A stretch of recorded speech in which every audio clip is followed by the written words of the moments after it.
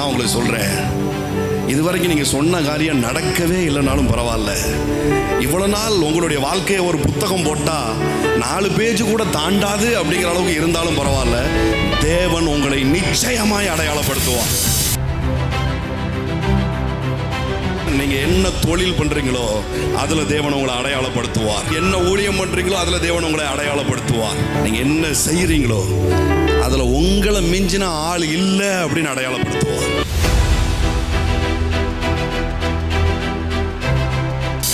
சிலர் இந்த இதை நீங்க கடந்து போய்கிட்டு இருந்த இந்த கடனோ, இந்த பொருளாதார பிரச்சனையோ, இல்லை ஏமாற்றமோ, தோல்வியோ, வியாதியோ, சில மரணமோ, சிலர் இதை கடக்கவே முடியல, சிலர் இதை கிராஸ் பண்ணவே முடியல.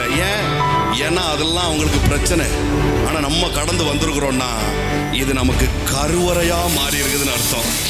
நான் சொல்றேன், இப்போ உங்க கண்ணு முன்னாடி இருக்கிற பிரச்சனை அடுத்த 3 மினிட்ஸ்ல, அடுத்த 3 நிமிஷத்துல அது அப்படியே உங்களுக்கு கருவறையா கன்வெர்ட் ஆக போகுது. சவக்கடல்ல மீன் பிடிக்க போறேன். இது மரணத்தின் சீசன் அல்ல. It's a great fishing time for you. I prophesy over you. எது மரணம் சம்பவித்ததோ, எது மரணமாய் இப்பொழுது இருக்கிறதோ அதே இடத்துல great fishing உண்டாக போகுது, incredible fishing உண்டாக போகுது.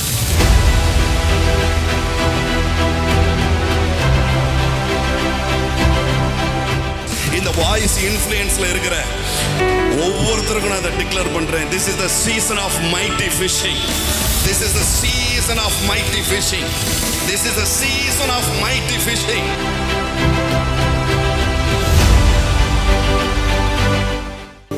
Praise God. Thank you Holy Spirit. தேவன் பல நேரங்களில் ஒரு அடையாளத்தை தருவார், ஒரு சைன் ஆண்டவர் செய்வார். அது சர்ப்ரைஸாக இருக்கும், ரொம்ப சர்ப்ரைஸாக இருக்கும். இன்னொரு விதத்தில் நம்மளையே தேவன் அடையாளப்படுத்துவார். நான் சொல்கிறேன், இந்த நாள் மீட்டிங்கில் 2மே நடக்க போகுது. தேவன் உங்களுக்கும் ஒரு அடையாளத்தை தருவார், உங்களையும் அடையாளமாக்குவார். ஹல்லேலூயா. தேவன் செலக்ட் பண்ண மனுஷங்க எல்லாருமே ஏதோ ஒரு ரீதியில் ஒரு அடையாளமாக இருக்கிறாங்க. ஆபிரகாம் எடுத்துக்கிட்டா விசுவாசத்திற்கு அடையாளம். ஆசீர்வாதம்னா என்ன அப்படிங்கிறதுக்கு யார் அடையாளம்? ஆபிரகாம் தான் அடையாளம். இயேசுவானவரை பற்றி வேதம் சொல்லும் பொழுது சொல்லுது, அவரை தேவன் பப்ளிக் பண்ணாரு. தேவன் என்ன பண்ணார்? அவரை வெளியரங்கப்படுத்தினார், அவரை பப்ளிக் பண்ணார். என்ன மாதிரி பப்ளிக் பண்ணார் அப்படின்னா, சாபத்தை அவர் தீர்த்து விட்டார் என்பதற்கு அடையாளமாய் இயேசுவை பப்ளிக் பண்ணாங்க அப்படின்ட்டு இருக்கு. பிசாசு கூட ஒரு அடையாளத்துக்கு தான் இருக்கிறான். பிசாசு எதுக்கு அடையாளம் அப்படின்னு சொன்னா, அவன் தோர்த்து போனவன் என்பதற்கு அடையாளமா தேவன் என்ன பண்ணாராம்? பிசாச வெளியரங்கமா கோலமாக்கி போட்டார் அப்படின்னு இருக்கு. எல்லாத்துக்குமே அடையாளம் இருக்குது, எல்லாத்துக்கும் அடையாளம் இருக்குது. நான் உங்களுக்கு சொல்றேன், தேவன் செலக்ட் பண்ண எல்லாருக்கும் ஒரு அடையாளம் இருக்குது அப்படின்னு சொன்னா, இந்த உலகத்துல இந்த புதிய உடன்படிக்கைக்கு கீழே இருக்கிற நமக்கு நிச்சயமான ஒரு அடையாளம் இருக்குது. ஹல்லேலூயா. ஸோ நம்மெல்லாம் அட்ரஸ் இல்லாத ஆள் கிடையாது, நம்மெல்லாம் கேர் பண்ணதுக்கு யாருமே இல்லை அப்படின்னு சொல்கிற ஆள் கிடையாது, நம்ம யாரோ ஒருவர் கிடையாது. தேவனால் அடையாளப்படுத்தப்படுகிற ஜனங்களாய் நம்ம இருக்கிறோம். எல்லாரும் சொல்லுங்க, நான் தேவனால் அடையாளப்படுத்தப்படுகிறேன். இந்த அடையாளம் எப்படி இருக்கும் அப்படின்னு சொன்னால், இயேசு வெகு சில தீர்க்கதரிசிகளை பற்றி தான் அவருடைய நாமத்தை உச்சரித்திருக்கிறார். ரொம்ப கம்மியான ஆட்களுடைய தீர்க்கதரிசிகள் பேரை தான் உச்சரித்திருக்கிறார். அதில் ஒரு ஆள் யாருன்னு பார்த்தா யோனா. யோனாவை பற்றி ஆண்டவர் சொல்கிறாரு, யோனா நினிவே பட்டணத்திற்கு அடையாளமாய் இருந்தது போல அப்படிங்கிறார். அப்படிதான் நான் மனுஷகுமாருக்கு அடையாளமாக வந்திருக்கிறேன், மனிதர்களுக்கு அடையாளமாய் நான் வந்திருக்கிறேன் அப்படின்னு இயேசு ஐடென்டிஃபைட் பண்ணி சொல்கிறார் ஒரு தீர்க்கதரிசியை பற்றி. யோனா நினிவேக்கு அடையாளம். இதுதான் இன்னைக்கு நடக்க போகுது. நீங்கள் உங்கள் ஊருக்கு அடையாளமாக இருக்க போகிறீங்க. ஏமே நல்ல கரங்களை தட்டி நல்ல இப்போ நம்ம மீட்டிங்கில் பைபிளெல்லாம் தூக்கி தூர வச்சிடணும். ஆமாம், தேவன் உங்களை இந்த பட்டணத்திற்கு அடையாளமாய் வைக்க போகிறார். ஏமே கிறிஸ்தவ வட்டாரத்தில் உலகமெங்கும் போனால்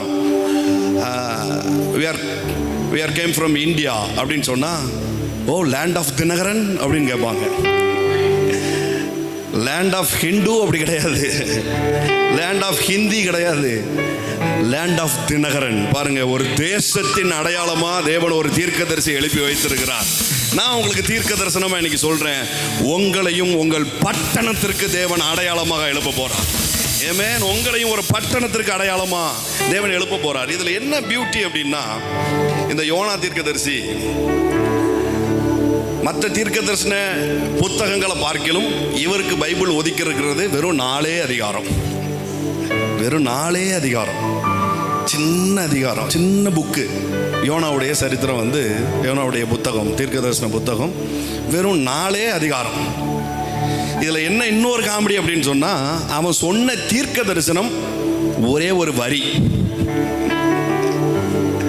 நினிவே அழிந்து போகும், ஒரே ஒரு வரி தான் அவன் சொன்ன வார்த்தை, அவன் சொன்ன தீர்க்க தரிசனம். இதில் இன்னும் ஒரு காமெடி என்னன்னா, அந்த தீர்க்க தரிசனமும் பலிக்கலை. அந்த தீர்க்க தரிசனமும் பலிக்கலை. நான் உங்களுக்கு சொல்கிறேன், இதுவரைக்கும் நீங்கள் சொன்ன காரியம் நடக்கவே இல்லைனாலும் பரவாயில்ல. இவ்வளோ நாள் உங்களுடைய வாழ்க்கையை ஒரு புத்தகம் போட்டால் 4 பேஜ் கூட தாண்டாது அப்படிங்கிற அளவுக்கு இருந்தாலும் பரவாயில்ல, தேவன் உங்களை நிச்சயமாய் அடையாளப்படுத்துவார். நிச்சயமாய் அடையாளப்படுத்துவார். ஏமே, நீங்கள் என்ன தொழில் பண்ணுறீங்களோ அதில் தேவன் உங்களை அடையாளப்படுத்துவார். ஏமே, நீங்கள் என்ன ஊழியம் பண்ணுறீங்களோ அதில் தேவன் உங்களை அடையாளப்படுத்துவார். நீங்கள் என்ன செய்கிறீங்களோ அதில் உங்களை மிஞ்சின ஆள் இல்லை அப்படின்னு அடையாளப்படுத்துவார். ஹல்லேலூயா, ஹல்லேலூயா, ஹல்லேலூயா. யோனா, உங்களுக்கு தெரியும் அந்த கதை, எல்லாருக்குமே தெரிஞ்ச விஷயம். ஆண்டவர் என்ன சொல்கிறாரு, நினிவேக்கு போய் நான் அதை அழிப்பேன்னு சொல்லு அப்படிங்கிறார். இவன் என்ன பண்ணுறான், கிளம்பி வேற ஒரு ஊருக்கு, எக்ஸாக்டாக ஆப்போசிட்டில் இருக்கிற ஒரு ஊருக்கு அவன் ட்ராவல் ஆகி போகிறான். இந்த நினிவே அப்படிங்கிற ஊர் வந்து ஏன் பயந்து ஓடுற அளவுக்கு அப்படி என்ன அந்த ஊர்?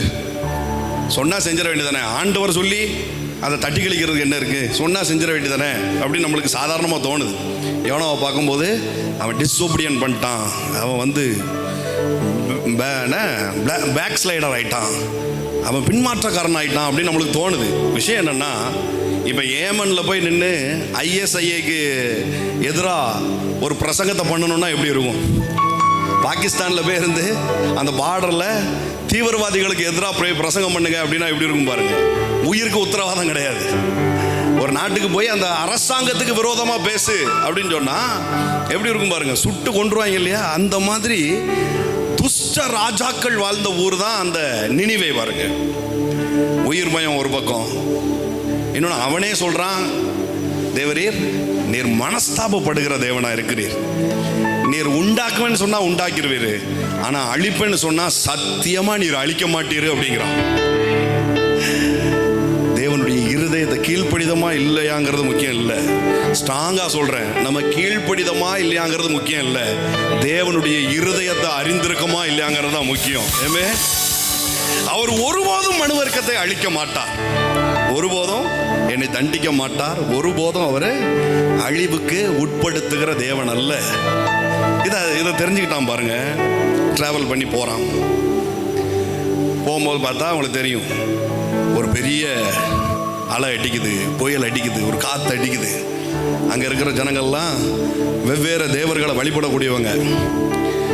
அவங்களுக்கு தெரிஞ்சிருச்சு, இது வித்தியாசமாக இருக்குது, சம்திங் இந்த காற்றுல ஏதோ ஒன்று இருக்குது, இது நார்மலாக இயற்கை சீற்றம் அல்ல, இது ஏதோ ஒரு கடவுளுடைய செயல் அப்படிங்கிறது அவங்களுக்கு நல்லா தெரிஞ்சது பாருங்க. அதனால தான் என்ன பண்ணுறாங்க, நம்ம ஊர்லாம் சோவி உருட்டுறது, மை தடவி பார்க்குற மாதிரி அவங்க என்ன பண்ணுறாங்க, சீட்டு குலுக்கி போடுறாங்க.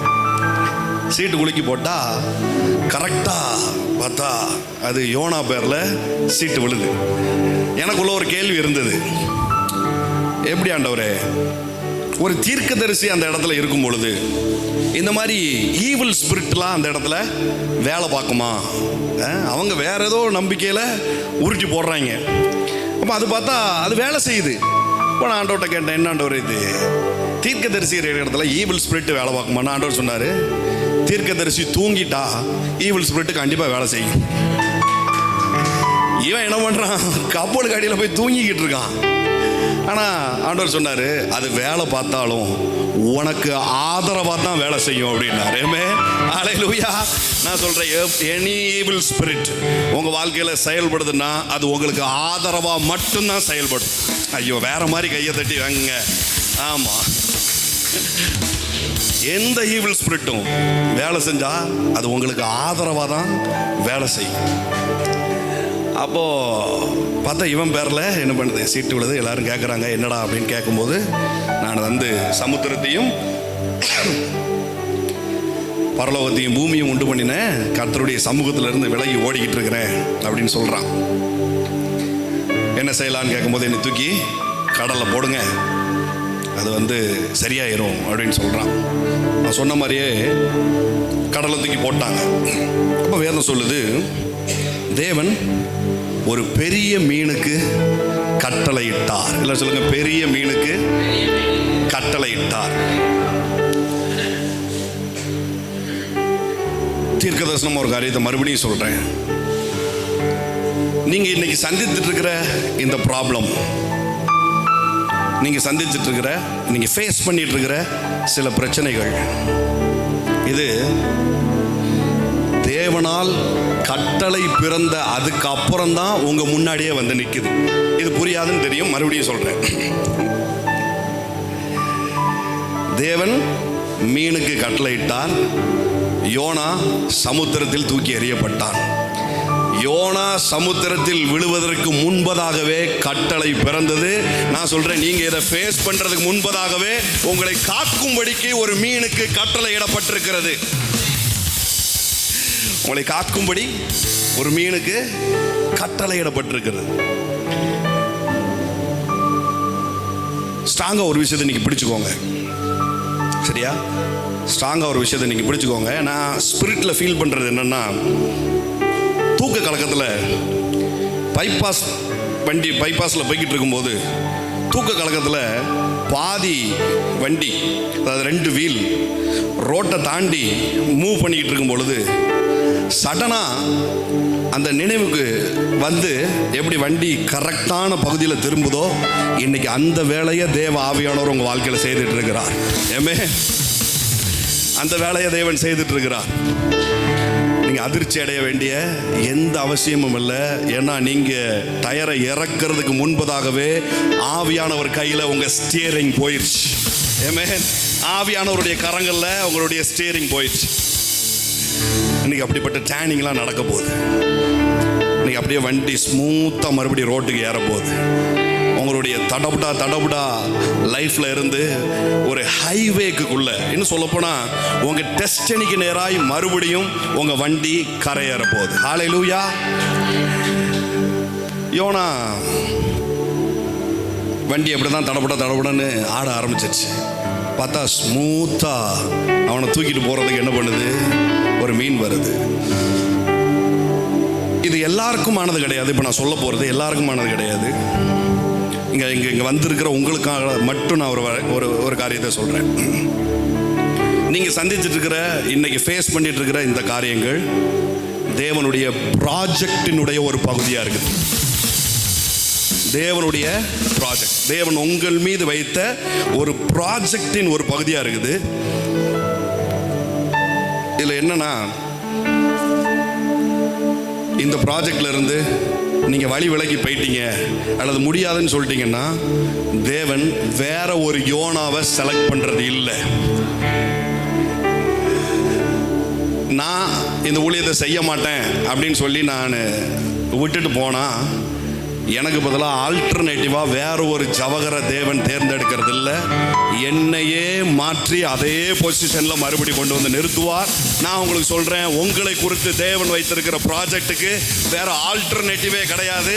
தேவன் உங்களையே மறுபடியும் அந்த ரோட்டில் ஏற்றுவார், உங்களையே மறுபடியும் அந்த டெஸ்டினியை அடைய பண்ணுவார். உங்களை நிச்சயமா மறுபடியும் அந்த டெஸ்டினியை நோக்கி பயணப்பட வைப்பார். ரெண்டே கட்டளை தான் இவ்வளோ பெரிய அளப்பறைக்கு மத்தியில் கடலில் விழுறது, கடல் அமைதியாகிறது, டெஸ்டினியை நோக்கி போகிறது, வழி விலகி போனது, எவ்வளவோ சலம்பல் இருக்குது இந்த யோனா புத்தகத்தில். ஆனால் தேவன் ரெண்டே வார்த்தையை தான் பேசினார். ஒன்று விழுங்கு, இன்னொன்று கக்கு.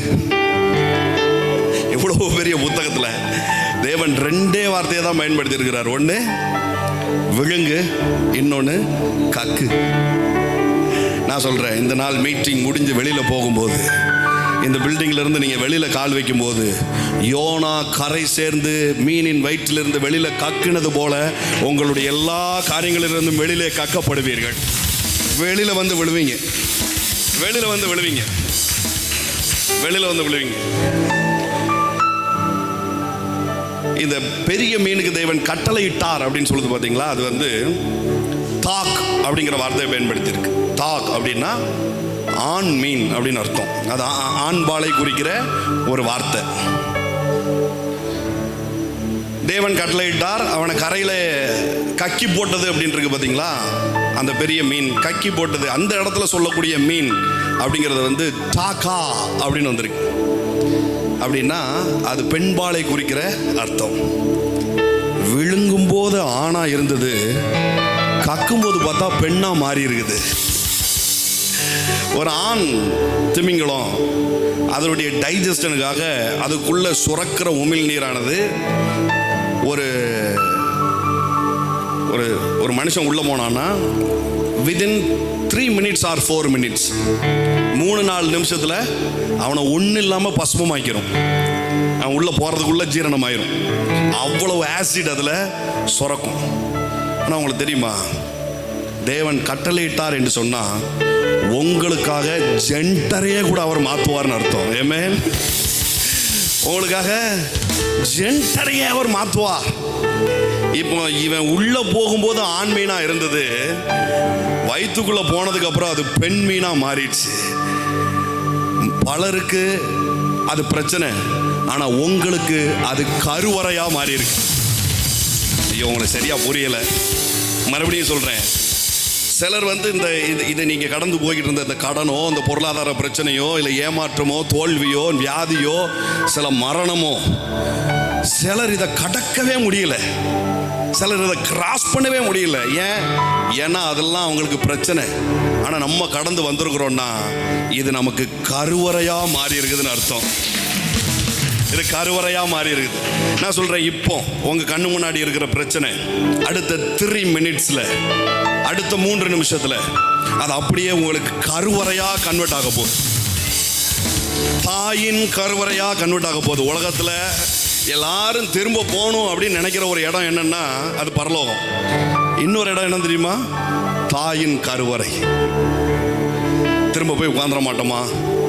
இவ்வளோ பெரிய பிரச்சனையா, இவ்வளோ பெரிய போராட்டமா, அதுக்குள்ளே இருந்தால் சேஃபாக இருக்குமே அப்படின்லாம் நிறைய திங்கிங் ஓடும் பாருங்க. நான் மறுபடியும் சொல்கிறேன், இன்றைக்கு அந்த அந்த அந்த தாயின் கருவறை உங்களை சுற்றி அப்படியே நிற்கிறத நீங்கள் பார்க்க போகிறீங்க. நீங்கள் உள்ளே போகும்போது பிரச்சனையில் போயிருக்கலாம், ஆனால் உள்ளே போன உடனே உங்கள் நிமித்தமாய் அதுவே கருவறையாய் மாறுது. அதுவே கருவறையாய் மாறுது. எல்லாம் சொல்லுங்க, என்னை சுற்றி இப்போ இருக்கிறது பிரச்சனை அல்ல, கருவறை. தாயினுடைய கருவறை. என்னை சுற்றி இப்போ பிரச்சனை இல்லை, கருவறை இருக்குது. நான் சேஃபாக இருக்கிறேன், நான் சேஃபாக இருக்கிறேன், நான் சேஃபாக இருக்கிறேன். Thank you Lord. இஸ்ரவேலே கர்த்தரை நம்பு, கர்த்தரை நம்பு, கர்த்தரை நம்பு. இஸ்ரவேலே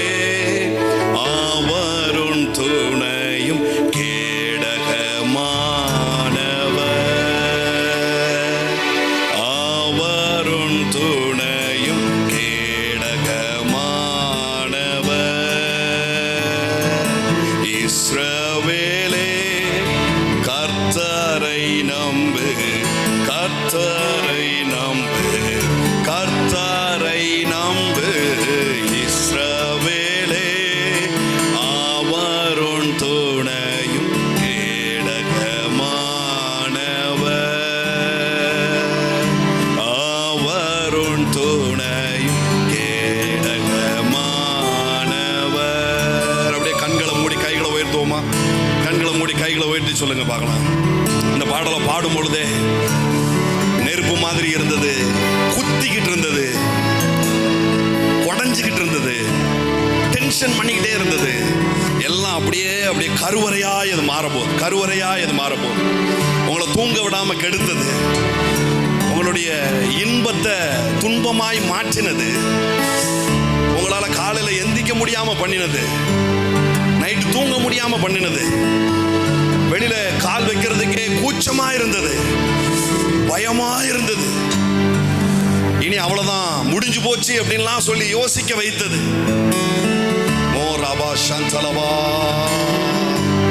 அக்கினியை நீ நடக்கும் போதும், ஆறுகளை நீ கடக்கும் போதும், அக்கினியை நீ நடக்கும் போதும், ஆறுகளை நீ கடக்கும் போதும், அக்கினி பற்றாது ஆறுகள் புரளாது, ஆண்டவர் உன்னோடு இருப்பதாலே.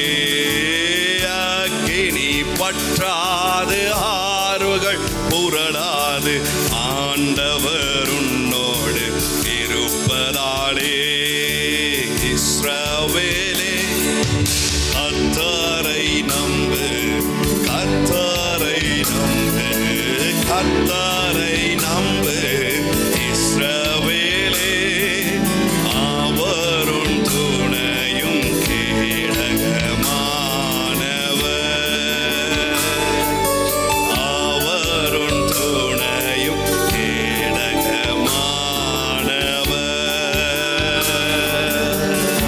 சங்கீதம் 62 தாவீது இப்படி சொல்றான், எனக்கு விரோதமாய் அபத்தம் பேசுகிறார்கள்,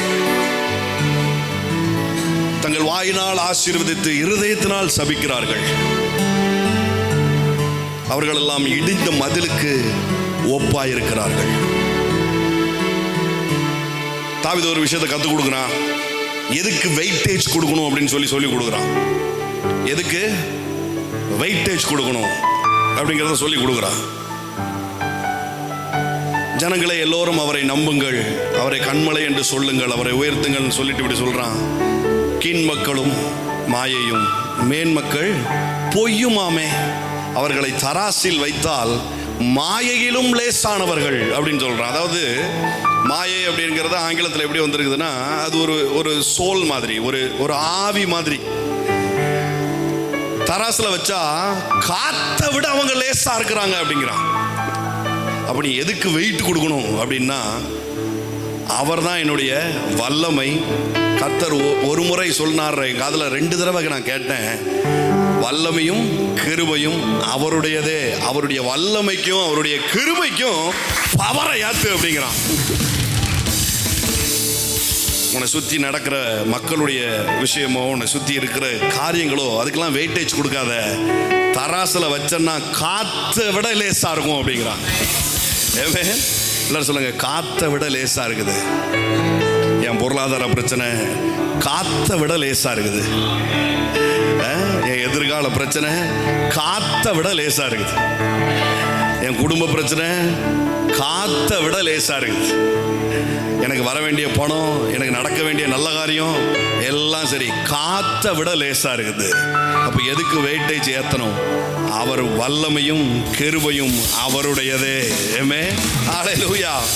சொல்லுங்க, வல்லமையும் கிருபையும் அவருடையதே.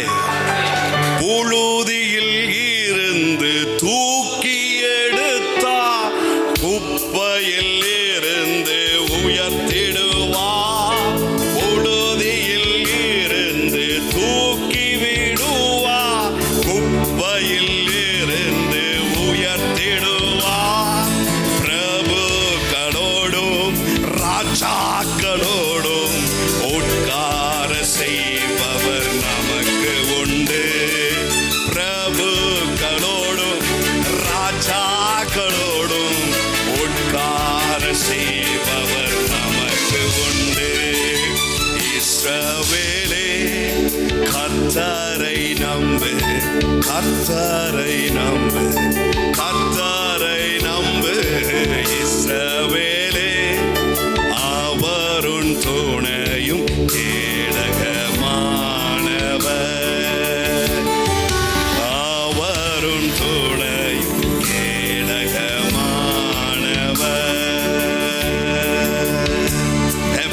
அட்மாஸ்பியர் கிரியேட் ஆகிறது தான் கஷ்டம். சரியா? ஒரு அட்மாஸ்பியர் கிரியேட் ஆகிறது தான் கஷ்டம். ஆனால் கிரியேட் ஆயிடுச்சு அப்படின்னா அதில் உச்சரிக்கப்படுகிற எல்லா காரியமும் லேசாக நடந்துடும். அதில் டிக்ளேர் பண்ணுற எல்லா காரியமும், ஒரு எலெக்ஷனில் ஜெயிக்கிறது தான் கஷ்டம் இல்லையா? கேன்வாஸ் பண்ணுறாங்க, 2000 ரூபா கொடுக்குறாங்க, உள்ளே போகிறாங்க, என்னெல்லாமோ பண்ணுறாங்க, வீடு வீடா கதவை தட்டுறாங்க, இலவசத்தை அறிவிக்கிறாங்க, அதுதான் கஷ்டம். ஆனால் ஜெயிச்சிட்டா அவன் வைக்கிறது தான் சட்டம். ஜெயிச்சிட்டா அவன் வைக்கிறது தான் சட்டம். நான் சொல்கிறேன், இந்த இடத்துல ஒரு ப்ரொஃபட்டிக் அட்மாஸ்பியர் ஆல்ரெடி கிரியேட் ஆயிடுச்சு. இனி அதை புகை போட்டு நம்ம கிரியேட் பண்ண வேண்டிய அவசியமே இல்லை. ஆழம் ஆழத்தை கூப்பிடும். ஒரு தீர்க்க தரிசன அபிஷேகம் இருக்கிற இடத்துல தீர்க்கதரிசிகள் சொல்லாமலே கால் வச்சுட்டு போவாங்க. நீங்கள்லாம் வர்றதுக்கு முன்னாடி இங்கே ப்ராஃபட் சுபி வர்கீஸ் வந்து இந்த மீட்டிங்கை பிளஸ் பண்ணிட்டு போயிருக்கிறார். எதிர்பார்க்கவே இல்லை. It's surprise. இங்கே டீ குடிச்சிட்டு இருக்கிறார். ஒரு ப்ரேயர் பண்ணிட்டு போங்க அப்படின்னு, தாராளமாக அப்படின்னு வந்துட்டு அவர் சொன்னார். ப்ரேயரில் உங்களுடைய வெகு சீக்கிரத்தில் உங்களுடைய மீட்டிங்ஸ் பெரிய கேலரியில் நடக்க போகுது அப்படின்னாரு. நிறைய பொலிட்டிக்கல் லீடர்ஸ் உங்களுடைய இடத்துக்கு உங்களை தேடி வருவாங்க அப்படின்னாரு. நாங்கள் உட்காந்துருக்கும் போது இந்த பாடலை வேற ஒரு காரணத்துக்காக தான் எடுத்தேன். ஆனால் அதில் வந்துருக்குது, பிரபுக்களும் ராஜாக்களும் முன்னிடமாய் வருவார்கள். இந்த அட்மாஸ்பியரில் டிக்ளேர் ஆயிடுச்சுன்னா நம்ம அதுக்காக எஃபோர்ட்டே போட வேண்டாம். தன்னால் வரும், தன்னால் வரும். யாரு கண்டா நீங்களே பொலிட்டிக்கலில் பெரிய ஆளாக வருவீங்க, நீங்களே ராஜாக்களாக இருக்கிறீங்க, நீங்களே ஆசாரியர்களாக இருக்கிறீங்க. Something one happen today. எதிர்பார்க்கல, இன்வைட் பண்ணலை, சொல்லலை. அவரை யாரோ ஆயிரக்கணக்கில் செலவழிச்சு இன்வைட் பண்ணியிருக்கிறாங்க. நம்ம ஓசியிலேயே பிளஸ்ஸிங்கை வாங்கிட்டோம், திரும்ப கனப்படுத்துவோம். அது ரெண்டாவது விஷயம். ஆனால் இப்போ நடந்திருக்கும் போது தேவன் சர்ப்ரைஸ் பண்ண அப்படி இருக்கும். ஆமென், ஆமென். சர்ப்ரைஸ் பண்ண அப்படி இருக்கும். செலவே இல்லாமல் சர்ப்ரைஸ் பண்ணுகிற தேவன். Hallelujah. Something gonna happen today. உங்களை வெறும் கையா நிச்சயமா அனுப்ப மாட்டார். உங்க கை அவருக்கு அவ்வளவு பிடிக்கும். இப்போ ஆண்டவருடைய மைண்டை ஓப்பன் பண்ணி பார்த்தா, இப்போ ஆண்டவருடைய மைண்டை அப்படி ஓப்பன் பண்ணி என்னதான் யோசிக்காரு அப்படின்னு சொல்லி ஓப்பன் பண்ணி பார்த்தா, அவர் மண்டையில் என்ன தெரியுமா ஓடும்? இன்னைக்கு ஜாகுவார் கலக்குன்னு கலக்கிடுவோம் அப்படின்னு ஓடிட்டு. இதை நான் எனக்கு எடுத்துக்கிட்டேன், உங்களுக்கு நீங்கள் எடுத்துக்கிடலாம். மண்டையை ஓப்பன் பண்ணி பார்த்தா இன்னைக்கு சேமனை விட்டு திருப்புவார் அப்படின்னு இருக்கும். இன்னைக்கு சுதர்சன அணுவக்கா வேற லெவலில் கலக்குவாங்க அப்படின்னு இருக்கும். இன்னைக்கு ஆரம்ப சார் ஃபேமிலிக்கு மேலே திப்புன்னு ஏதோ ஒரு ஆசீர்வாதம் பொங்கி வர போகுது அப்படின்னு ஓடும். இன்னைக்கு கவி அவ எதிர்பார்க்கறதெல்லாம் ரெட்டிப்பான்னு சொல்லிட்டு இருக்கிறா. ஆனா அவ எதிர்பார்க்கறதெல்லாம் 10 மடங்கு வந்து சேரும் அப்படின்னு ஓடிக்கிட்டு இருக்கும். கல்யாணி என்ன வீட்டில் பார்க்கும்போது வறண்டது எல்லாம் அப்படி நீரூற்றுகளா பொங்கிக்கிட்டு இருக்கு அப்படின்னு தான் ஓடிக்கிட்டு இருக்கும். உங்களுக்கு தெரியுமா, இந்த இடத்துல இப்போ பரிசுத்த ஆவியானவர் பிதாவினுடைய இருதயத்தை ஓபன் பண்ணிட்டு இருக்கிறாரு. அதனாலதான் இங்க இருந்து அப்படி வந்துகிட்டே இருக்குது. அட்மாஸ்பியர் கிரியேட் ஆகிறது தான் கஷ்டம். அதுக்கப்புறம் எல்லாமே லேசு. எல்லாம் லேசு. என்ன சொல்றேன், இன்றைக்கு எல்லா காரியமும் துரிதமா உங்க வாழ்க்கையில ஈடேற போகுது. வெரி ஃபாஸ்டா, வெரி சீக்கிரமா, அதுவும் லேசா ஈடேற போகுது. ஏமே, புழுதியில் இருந்து தூக்கி விடுவா, குப்பையில் இருந்து உயர்த்திடுவா. புழுதியில் இருந்து தூக்கி விடுவா, குப்பையில் இருந்து உயர்த்திடுவா. பிரபுக்களோடும்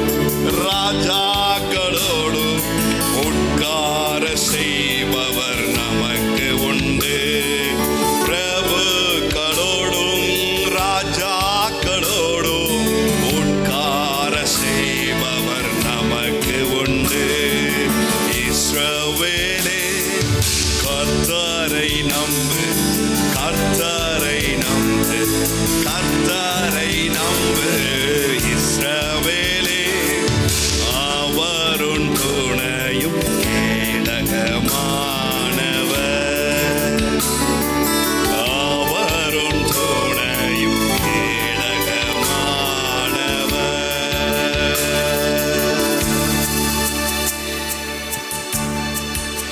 அந்த நினிவே பட்டணத்தார் வந்து டாகான் அப்படிங்கிற ஒரு தெய்வத்தை வழிபடுறவங்க பாருங்க.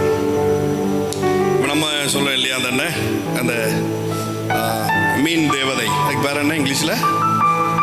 பாதி மீனாக இருக்கும், மேலே மர்மரைன். அந்த மாதிரி அது வந்து ஒரு ஆண் மீன், காலுக்கு கீழே மீன் இருக்கும், மேலே வந்து பார்த்தா மனுஷ ரூபம் இருக்கும். அந்த மாதிரி ஒரு தெய்வத்தை வழிபட்டு இருப்பாங்க. அவங்களுக்குள்ள ஒரு கட்டுக்கதை ஓடிக்கிட்டே இருக்குது. என்ன கட்டுக்கதை அப்படின்னா, பிரச்சனை வரும்பொழுது இந்த டாகான், நன்ஷி அப்படின்னு சொல்றாங்க, அதுக்கு இன்னொரு பேர். இந்த நன்ஷி வந்து காட்சி கொடுக்கும். காட்சி கொடுத்ததுக்கு அப்புறம் அந்த பிரச்சனை சால்வ் ஆகும் அப்படிங்கிறது அவங்களுடைய கட்டுக்கதை. இப்படி நம்பிக்கிட்டு இருக்கிறாங்க. பார்த்தா இங்க இவர் மீன்ல டிராவல் ஆகி வரார். யோனா வந்து கக்கி போடுது. அவங்க எல்லாரும் என்ன நினைச்சுக்கிட்டாங்கன்னா, நன்ஷி தான் காட்சி கொடுக்குது அப்படின்னு நினைச்சுக்கிட்டாங்க. டாகான் அதான் காட்சி கொடுக்குது, இது கடவுளே அல்லாமல் வேற இல்லை, இது வாயிலிருந்து சொன்னா நம்ம கண்டிப்பா செவி கொடுக்கணும் அப்படிங்கிறத நம்பிட்டாங்க. பாருங்க என்ன விஷயம்னா, சிலருடைய கட்டுக்கதைகளை கூட தேவன் உங்களுக்கு ஆதரவா திருப்பி விடுவார். சிலருடைய கட்டுக்கதைகள் உங்களுக்கு ஆதரவா திரும்பும். சிலருடைய அபத்தமான பேச்சு கூட உங்களுக்கு ஆதரவா திரும்பும். சிலருடைய அநியாய பேச்சு கூட உங்களுக்கு ஆதரவா திரும்பும். சிலருடைய கொடுமையான பேச்சு கூட உங்களுக்கு ஆதரவா திரும்பும். சிலருடைய அநாகரிகமான பேச்சு கூட உங்களுக்கு ஆதரவாய் திரும்பும். சிலருடைய அபத்தமான ஆலோசனை கூட உங்களுக்கு ஆச்சரியமான விதத்தில் திரும்பும். யோனா டைரக்டா போய் இறங்கியிருந்தான்னா it will take some time. அவன் இறங்கி ஒவ்வொருத்தனையா கன்வின்ஸ் பண்ணி, ராஜாவை கன்வின்ஸ் பண்ணி, அதுவும் துஷ்ட ராஜா கூரே இருக்காது அவனுங்களுக்கு. இந்த சனகரிப்பு அவங்களாம் வராங்க பாருங்க, ஜனங்களை கொல்லணும், எரிக்கணும், இதுதான் அவனுடைய வேலையாவே இருக்கும். இந்த ராஜாக்கள் எல்லாம் கன்வின்ஸ் பண்ணணும்னா நடக்காத காரியம் பாருங்க. ஆனா கட்டுக்கதைகளை ஆச்சரியமாய் மாற்றுகிற தேவன். நான் சொல்றேன், இன்றைக்கு பலருடைய கட்டுக்கதைகள் கூட உங்களுக்கு ஆச்சரியமா திரும்ப போகுது. உங்களுக்கு ஆச்சரியமான விதத்தில் திரும்ப போகுது. Glory to be the living God. நூனு அப்படிங்கிற ஹீப்ரு வேர்ட்ல இருந்து தான் இந்த நினிவே அப்படிங்கிறதான பேர் வருது. ஃபிஷ் டவுன் அப்படின்னு அதுக்கு பேரு. ஃபிஷ் டவுன் அப்படிங்கிறது தான் நினிவே அப்படிங்கிறதான பேர். அது வரைக்கும் அடிக்கடி சொன்னது உண்டு. இந்த மீன், இன்னைக்கு நிறைய மீனை பற்றி தான் நம்ம பார்க்க போகிறோம். நிறைய மீன்களை பற்றி பார்க்க போகிறோம். எங்கெல்லாம் ஃபிஷ் அப்படிங்கிறது வருதோ அங்கெல்லாம் ரெண்டு விஷயம் நடக்க போகுது. ஒன்று, இதுவரைக்கும் பார்த்திராத செழிப்பு கையில் வரப்போகுது. ரெண்டாவது, இதுவரைக்கும் பார்க்காத ஆளுமை கையில் வரப்போகுது. இதுவரைக்கும் பார்க்காத ஆளுமை கையில் வரப்போகுது. அதுக்கு பேரே ஃபிஷ் டவுன் பாருங்க. அது வரைக்கும் அந்த ராஜாக்களின் கையில் இருந்த அந்த ஊர், என்னைக்கு இவன் மீன் வழியா வெளியில வந்து விழுந்தானோ அன்னைக்கு அந்த ஊரே அவன் கைக்குள்ள வருது. அதனாலதான் இயேசு சொல்றார், யோனா நினிவேக்கு அடையாளமா இருந்தது போல. சில கண்ட்ரோல் எல்லாம் இந்த பட்டணத்துல உங்க கையில வரப்போகுது. அது நிமித்தமாய் உங்களை குறித்து பரலோகம் ஒரு வார்த்தையை சொல்ல போது. திருநெல்வேலிக்கு அடையாளமான ஜவஹர், திருநெல்வேலிக்கு அடையாளமான சுதர்சன், திருநெல்வேலிக்கு அடையாளமான ஆறுமுகம். ஹல்லேலூயா. ஃபிஷ் எங்கெல்லாம் விளையாடுதோ, இப்போ ஆண்டவர் வந்து ஜனங்களை வழிநடத்தி கொண்டு வரும் பொழுது, இஸ்ரவேல் ஜனங்களை விடுதலையாக்கும் பொழுது முதல்ல என்ன பண்றாரு அப்படின்னா, அந்த எகிப்தில் இருக்கிற நதியை தேவன் அடிக்கிறார். முதல்ல எகிப்தில் இருக்கிற நதியை கைக்கிறார். முதல்ல அற்புதம் அங்கதான் நடக்குது. வேதம் சொல்லுது, அங்குள்ள மச்சங்களை சாக பண்ணினீர் அப்படின்னு இருக்கு. இஸ்ரவேல் ஜனம் புலம்பும் போது இப்படி சொல்லுது, நாங்கள் இலவசமாய் பெற்ற மச்சங்கள் அப்படின்னு சொல்லுது. நிறையா மெனு அவங்க சொல்கிறாங்க. இந்த பூண்டு, வெள்ளரி இதெல்லாம் சாப்பிட்டோம். இலவசமாய் பெற்ற மச்சங்கள். எல்லா வெஜிடேரியன் ஐட்டத்து கூட ஒரே ஒரு நான்வெஜ் உள்ள இலவசமாக கொடுக்கப்படுது இஸ்ரவேல் ஜனத்துக்கு. அது என்னன்னு பார்த்தா மீன். அவ்வளோ தூரம் அந்த ஊரில் மீன் செழிப்பு.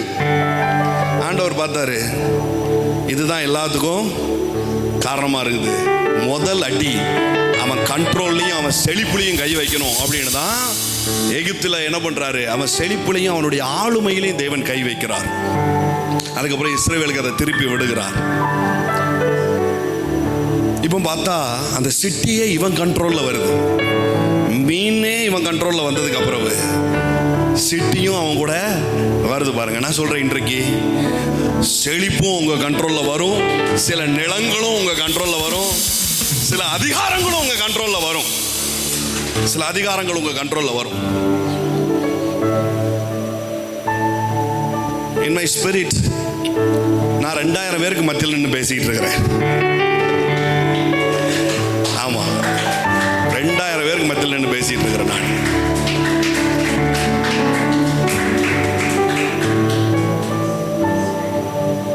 சீக்கிரத்தில் பாருங்க, அப்படியே இருக்கும். 2000 பேருக்கு மத்தியில் நின்று பேசிட்டு இருக்கோம். அப்ப நீங்க இங்க இருக்க மாட்டீங்க, நீங்களாம் இங்க இருப்பீங்க. ஏமே, அப்ப நீங்களாம் இங்க இருப்பீங்க. Glory to be the living God.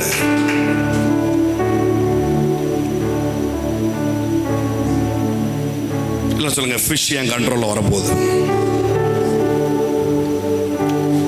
எசேக்கியேல் தீர்க்க தரிசனத்தில் ஒரு தீர்க்க தரிசனத்தை எசேக்கியேல் சொல்றான். எசேக்கியேல் 47. நீங்க கொஞ்சம் ஸ்லோவாக போகிற மாதிரி இருக்கும். ஏன் அப்படின்னா சில காரியங்கள் உங்களுக்குள்ள ஆழமாக போகணும். ஒன்று. ரெண்டாவது,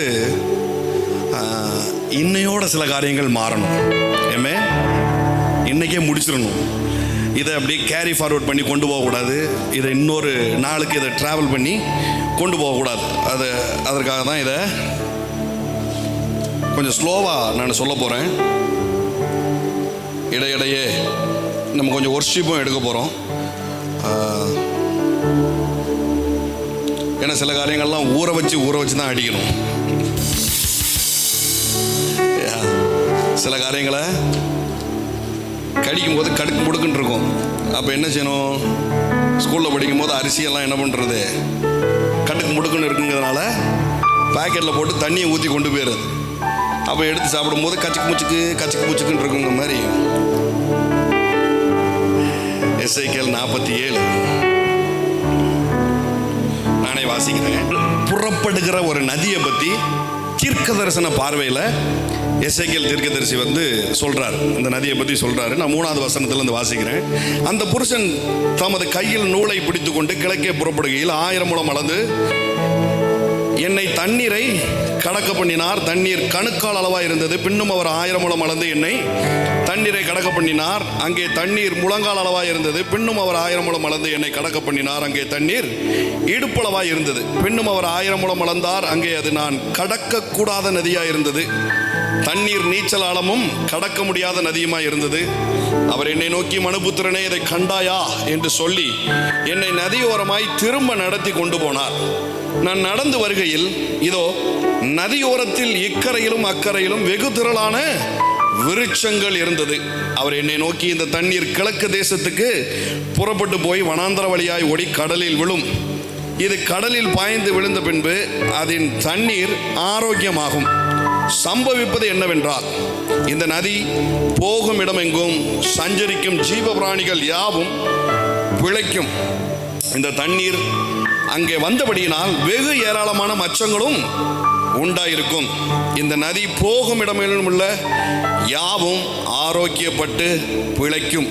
அப்பொழுது என்கேதி துவங்கி எனக்லாய்ம் மட்டும் மீன் பிடிக்கிறவர்கள் அதன் கரையிலே நிற்பார்கள். அதெல்லாம் வலைகளை விரிக்கிற ஸ்தலமாயிருக்கும். அதன் மச்சங்கள் பெரிய சமுத்திரத்தின் மச்சங்களைப் போல பல ஜாதியும் மகா ஏராளமுமாய் இருக்கும். ஆமென். இதுக்கே நீங்க கையை தட்டி இருக்கணும். ஏன்னா கொஞ்ச நேரத்துக்கு முன்னாடி மீனை பத்தி பேசியிருக்கிறேன். இங்க திரளான மச்சங்கள்னு வருது, பெரிய பெரிய மீன் வருது, அப்படியே ரிசீவ் பண்ணியிருக்கணும். பரவாயில்ல, நான் சொல்ல சொல்ல ரிசீவ் பண்ணுங்க. வேதத்தில் ஸ்பிரிச்சுவல் சைடில் நதிகளை பற்றி பேசும்பொழுது அந்த நதிகள் எல்லாம் 3 வகையில் பிரிக்கிறாங்க. ஒன்று ப்ரொஃபட்டிக்கல் ரிவர், தீர்க்க தரிசன நதி. 2வது ஆசாரியத்துவ நதி, பிரீஸ்ட் ரிவர் அப்படின்னு சொல்கிறாங்க. 3வது ராயல் ரிவர், ராஜரீக நதி அப்படின்னு சொல்கிறாங்க. இப்போ வெளிப்படுத்தல் 22 ஒரு நதியை பற்றி சொல்லியிருக்குது. அந்த நதி ராயல் ரிவர், ராஜரீக நதி அப்படின்னு சொல்கிறாங்க. இப்போ இயேசு யோவான் 7 சொல்கிறாரு, என்னிடத்துல பானம் பண்ணிங்கன்னா நீங்கள் தாகம் அடைய மாட்டீங்க, அவனிடத்திலிருந்து ஜீவ தண்ணீர் உள்ள நதிகள் புறப்படும். இதை பற்றி சொல்லும் பொழுது இது ஆசாரியத்துவ நதி அப்படின்னு டிக்ளேர் பண்ணுறாங்க. அதுக்கு ஒரு பேர் வைக்கிறாங்க. இதெல்லாம் நம்ம அடுத்தடுத்த நாட்களில் பார்ப்போம். ஆனால் இன்றைக்கி நான் உங்களுக்கு சொல்ல போகிறது என்னென்னா, ப்ரொஃபட்டிக்கல் ரிவர், தீர்க்க தரிசன நதி.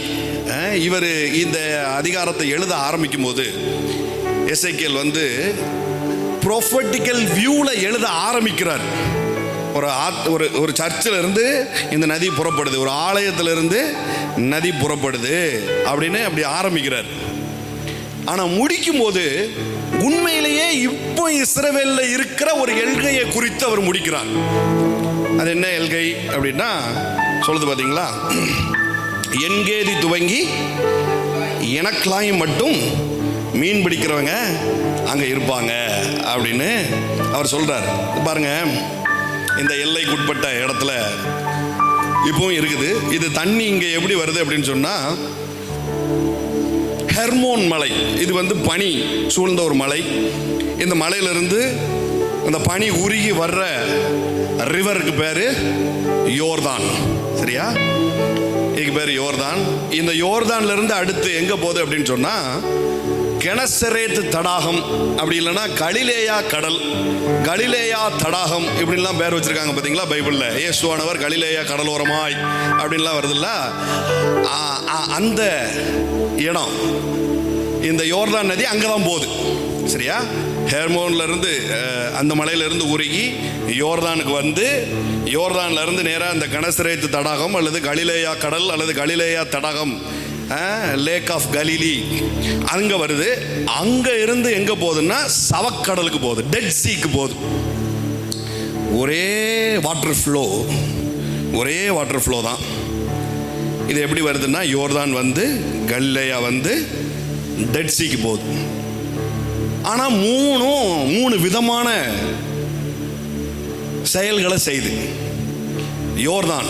இது பார்த்தா இது ஆரம்பிக்கிற சம்பவங்கள் எல்லாமே பார்த்தா முரட்டுத்தனமாக இருக்குது. மரண யோர்தான் அப்படின்னா இதுக்கு பேரே. முடிவு பார்த்தா சவக்கடல், டெட் சி. இதுக்கு அவுட்புட் கிடையாது, இதோடைய டென்சிட்டி கூட இருக்கும். அங்கே ஜீவன் கிடையாது, அங்கே மீன் கிடையாது, ஜீவனே இருக்காது, உயிர் கிடையாது, உயிரோட்டமே இல்லை. இது தேவன் சோதம் குமாராவை அழிக்கும் போது, நியாய தீர்ப்பின் போது அந்த பூமி அப்படி சபிக்கப்பட்ட ஒரு பூமியாக மாறிடுச்சு. அதனால என்ன ஆச்சுன்னா, அது சவக்கடல் அப்படிங்கிற பேர் அதுக்கு வந்துருச்சு. ஆரம்பமும் மரணம், முடிவும் மரணம், இடைப்பட்ட இடம் இருக்கு பார்த்தீங்களா. இதுதான். இது கூட எப்படி இருக்குன்னா, இந்த பேதுரு மீன் பிடிக்கும்போது 0ல் இருந்தார். இயேசு 153 பெரிய மீன்களை பிடிக்க வைக்கிறார் இல்லையா, அது இந்த இடம், இந்த கலிலேயா கடல் அப்படின்னு சொல்லக்கூடியது. உண்மையில் இது உப்பு தண்ணி கிடையாது, கடல் தண்ணி கிடையாது, இது நல்ல தண்ணி. பாருங்க, இது லேக்கு. அங்கே கிடைக்கிற மீன்கள்லாம் நல்ல தண்ணி மீன்கள். லேக் 153 பெரிய மீன்கள் அப்படின்னு இருக்குது. இதை முறையாக மொழிபெயர்க்கிறவங்க எப்படி சொல்கிறாங்க, 153 வெரைட்டி ஃபிஷ் அப்படின்னு சொல்கிறாங்க. 153 விதமான ஃபிஷ்ஷு, நெத்திலி இந்த மாதிரிலாம் நம்ம சொல்கிறோம் இல்லையா, அந்த மாதிரி வெரைட்டி ஃபிஷ். இதில் என்னென்னா, இந்த இடத்துல கிடைக்கிற மீன் தான் இப்போ வரைக்கும் உலகத்திலேயே பெஸ்ட்டான மீன் இங்கே தான் கிடைக்குதான். நான் நினச்சிக்கிட்டேன் நம்ம ஜோதி எண்ணெய் தான் அப்படி இருக்கும் அப்படின்னு. நம்ம ஜோதி எண்ணெய் கடை விட்டா வேற எங்கடா மீன் நல்லா இருக்கும் அப்படின்னு பார்த்தா வேதம் சொல்லுது இஸ்ரவேல்ல அந்த கலிலேயா கடல்ல தான் மீன் வேற லெவல்ல இருக்குமா. சோதியனுக்கும் எனக்கும் நான் போனாலே மீனை கொடுத்துருவாரு. என்னன்னா அவர் வியாபாரம் வேற லெவல்ல இருக்கும். அவர் போய் நின்னா ரோமியோ இருக்குது வாங்கிக்கோங்க, லட்டு மாதிரி இருக்கும், கிலோ 600 ரூபா அப்படின்னாரு. நான் சொன்னேன் லட்டே கிலோ 400 ரூபா தானே அப்படின்னு. தம்பிக்கு சீக்கிரமா போட்டு அனுப்புங்க அப்படின்னாரு. அதுல இருந்து என்னை நிக்கவே விட மாட்டாரு. ஏன்னா அரசன்ல லட்டே கிலோ 400 ரூபா தான். நீங்க நல்ல காமெடியா பண்ணுவார். உலகத்திலேயே சிறந்த ஃபிஷிங் வந்து இப்போவும் எந்த விமர்சனத்திற்கும் உள்ளாகாத இடம்னா அந்த கலிலேயா. அங்கே கிடைக்கிற மீன்கள் தான் ரொம்ப பெஸ்டான மீன் தான் பாருங்க. ஸோ இந்த ஒரே ரிவர் தான், ஆனால் 3 இதை குறிக்குது பார்த்தீங்களா. இப்போ இந்த எல்கையை குறித்திருக்கிறார் பாருங்க நம்ம ஆளு. என்கேதி முதல் எனக்லாயும் மட்டும் அப்படின்னு. இந்த எல்கை என்ன தெரியுமா? டெட் சீயோடைய பார்டர்ஸ், அதோடைய பவுண்டரி தான் இந்த எல்கை. நான் நினச்சிக்கிட்டேன் தீர்க்கதரிசி ஏதோ தப்பாக வளர்றாரு அப்படின்னு. நீர் ஆரம்பத்தில் யோர்தானில் மீன் பிடிப்பேன்னு சொல்லியிருந்தா ஒரு நியாயம் இருக்குது. புரண்டோடுகிற யோர்தான் அது வந்து வெயில் காலத்துலேயும் புரண்டோடும், அறுப்பு காலத்துலேயும் புரண்டோடும். அதை கணிக்கவே முடியாது. அப்படிப்பட்ட ஒரு ரிவர். சரி, அதில் கூட தத்தளிச்சு நீ மீன் பிடிப்ப அப்படின்னு சொன்னால் அது நம்புறதுக்கு ஏதுவாக இருக்கும். சரி, இடையில இருக்குது கலிலேயா கடல் இருக்குது, அங்கே நீ மீன் பிடிப்ப அப்படின்னு சொன்னா அது ஏற்ற மாதிரி இருக்கும். ஆனா நீ குடிச்சு வச்சிருக்கிற எல்லையே தப்பா இருக்குத, சவக்கடல்ல மீன் பிடிப்பிய அப்படின்ட்டு சொல்றீர. இது என்ன அப்படிங்கும் போது தீர்க்கதரிசிட்ட இருந்து எனக்கு ஒரு சத்தம் வந்துச்சு. நான் சொன்னதுதான்.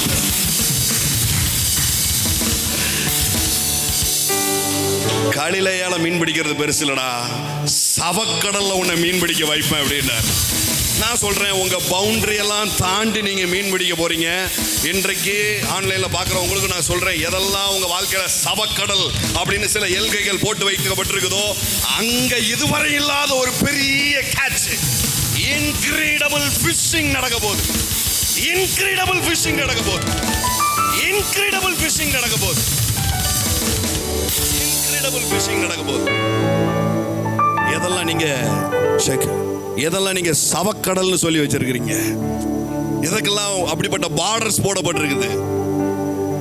நான் சொல்றேன், இன்றைக்கு அந்த இடத்திலேயே இன்கிரெடிபிள் ஃபிஷிங் உண்டாக போகுது. இன்னொரு நல்லா சொல்லுவோமா, எனர்ஜெட்டிக்கா ரெடியா இருக்கீங்களா? சவக்கடல்ல மீன் பிடிக்க போறேன். இது மரணத்தின் சீசன் அல்ல. It's a great fishing time for you. I prophesy over you. எது மரணம் சம்பவித்ததோ, எது மரணமாய் இப்பொழுது இருக்கிறதோ, அதே இடத்துல great fishing உண்டாக போகுது. incredible fishing உண்டாக போகுது. incredible fishing உண்டாக போகுது. Amen. This is the season of mighty fishing. Amen. ஐயா சொல்லுங்களேன், ஆசையா சொல்லுங்களேன். This is the season of mighty fishing. சொல்லும் போதே கையில சில மீன்கள் துள்ளுற மாதிரி இருக்குதுன்னா, மோரா ஷதகம் படரதலபா ஷன்சலபா மல் படரதலபா ரச்சகம் படரதல. This is the season of mighty fishing. I declare, I decree in the name of Jesus. இந்த வாய்ஸ் இன்ஃப்ளூயன்ஸ்ல இருக்கிற ஒவ்வொருத்தருக்கும் நான் அதை டிக்ளேர் பண்றேன். This is the season of mighty fishing. This is the season of mighty fishing. This is the season of mighty fishing. This is the season of mighty fishing. This is the season of mighty fishing. மோரா ஷதகம் படரதலபா. எல்லாரும் மீன் பிடிக்கிற இடத்துல அல்ல, எல்லாரும் முடிஞ்சு போயிட்டு அப்படின்னு சொன்ன இடத்துல ஒரு மைட்டி ஃபிஷிங் இன்றைக்கு பிடித்து தான் நீங்க வெளியிலேயே போக போறீங்க. மோராபா ஷதகம் படரதலபா.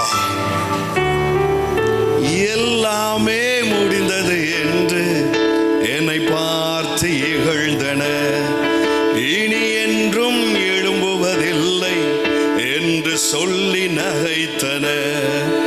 எல்லாமே முடிந்தது என்று என்னை பார்த்து இகழ்ந்தன, இனி என்றும் எழும்புவதில்லை என்று சொல்லி நகைத்தன.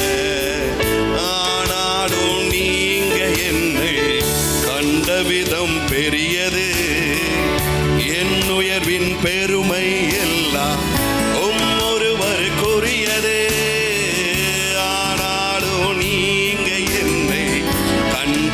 இரக்கம் பெரியது, என் உயர்வின் பெருமை எல்லாம் ஒருவருக்குரியது.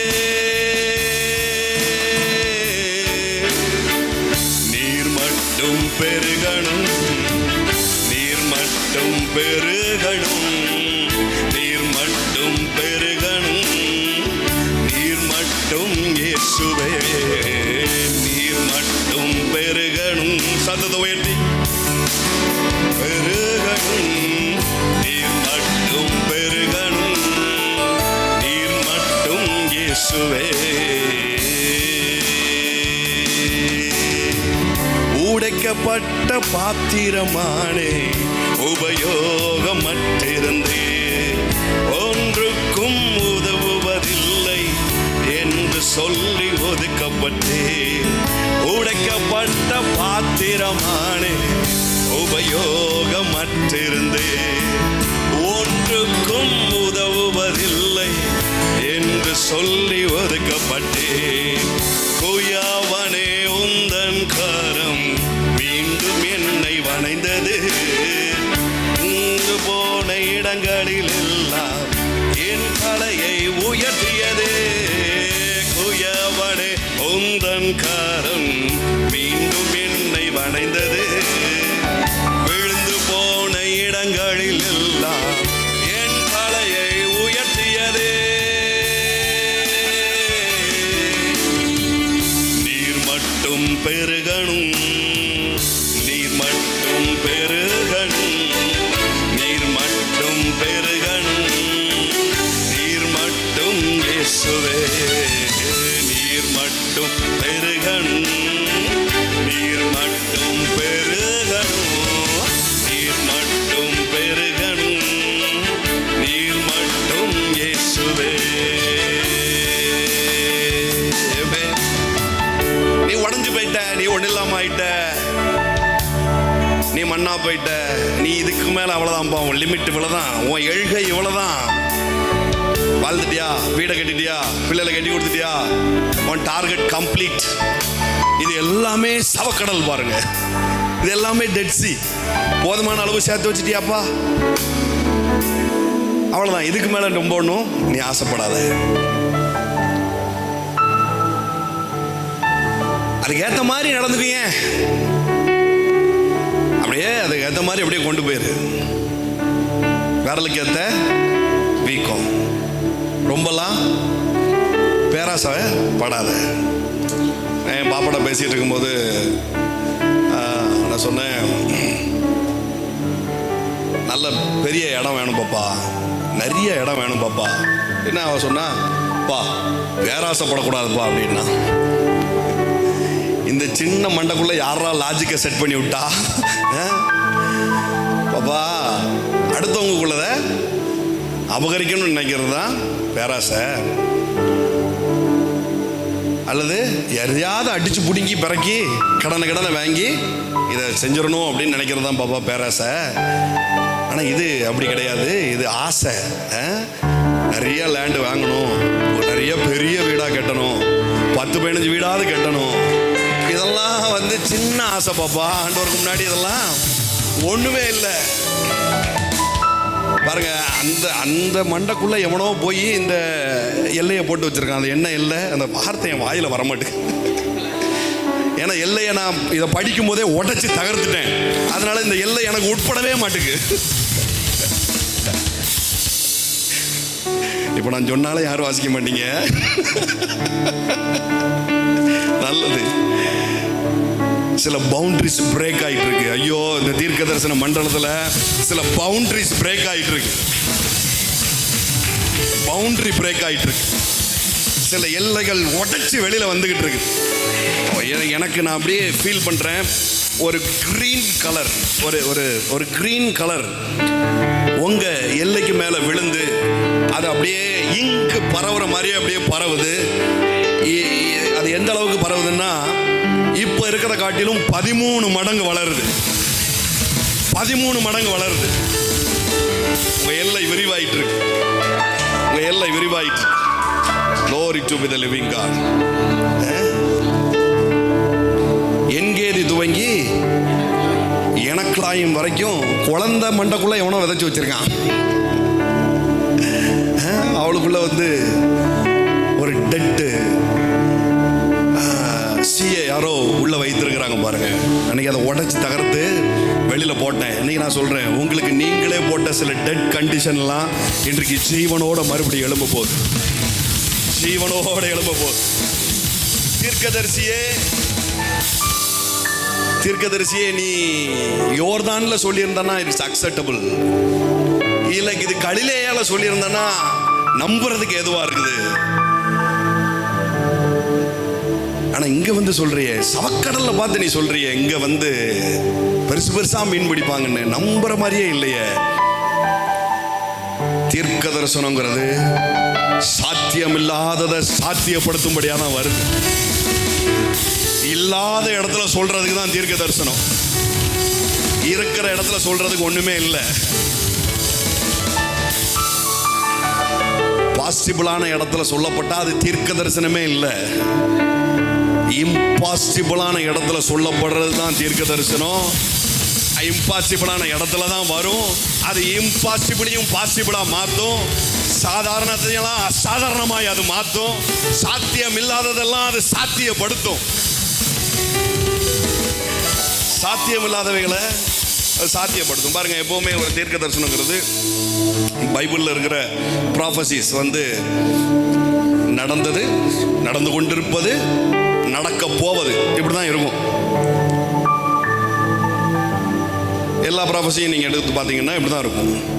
நடந்து முடிஞ்சதா இருக்கும், நடந்துகிட்டு இருக்கிறதா இருக்கும், நடக்க போறதா இருக்கும்.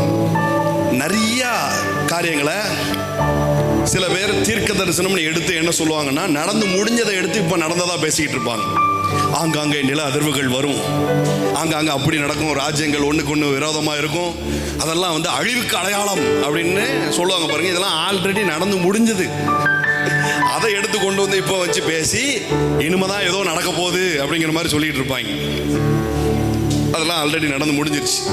இப்ப நான் சொல்லிட்டு இருக்கிற இந்த காரியமும் எசேக்கியேல்ல தீர்க்க தரிசனமாய் சொல்லப்பட்டது. இனிமே நடக்க போற காரியம் கிடையாது, ஆல்ரெடி நடந்து முடிஞ்ச காரியம். முடிஞ்ச காரியத்தை தான் இவ்வளவு நேரம் நீ முக்கிக்கிட்டு இருக்கியா அப்படின்னு உங்களுக்குள்ள ஒரு கேள்வி எழுந்ததுன்னா நான் சொல்றேன்,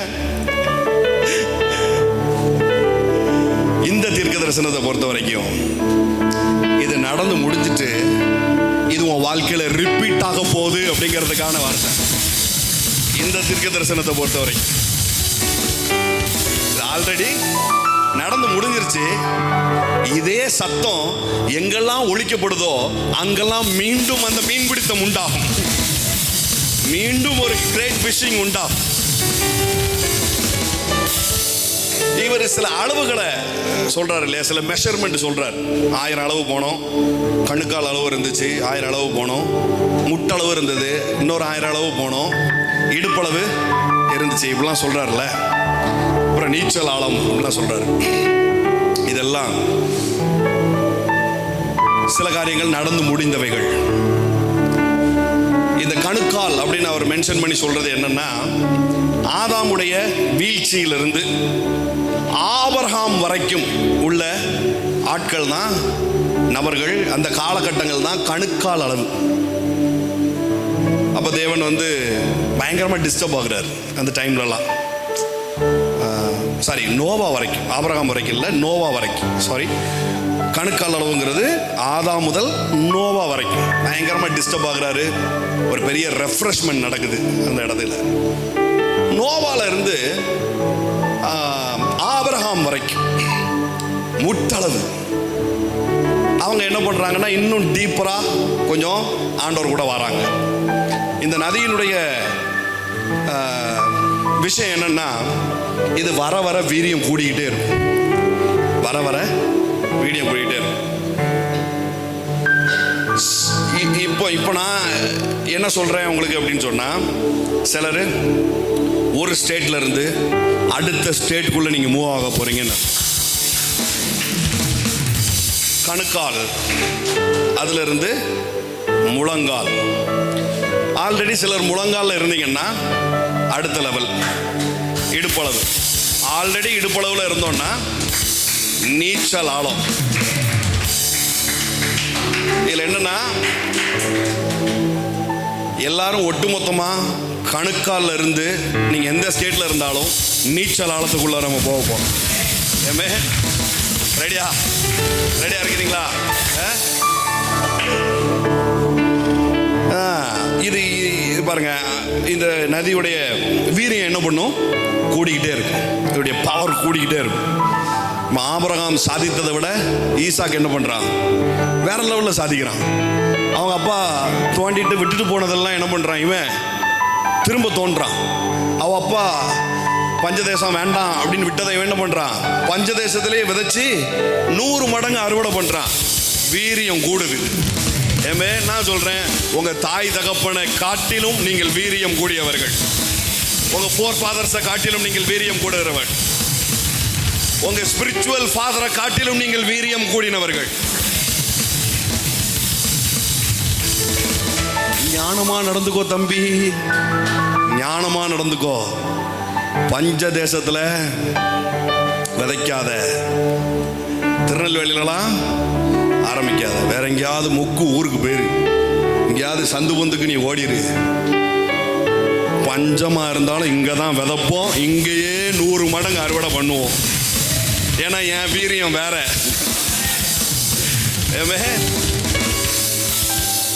நான் சொல்றேன், உங்க வீரியமும் இப்போ கூடி இருக்கு. ஒருவேளை கணுக்காலே நின்றுட்டு இருக்கிறேன், ஆதாம் முதல் நோவா வரைக்கும் இருக்கிற மாதிரி ஒரு காரியத்தை எடுத்து வைக்கிறதுக்கே பயமா இருக்கு பிரதர்.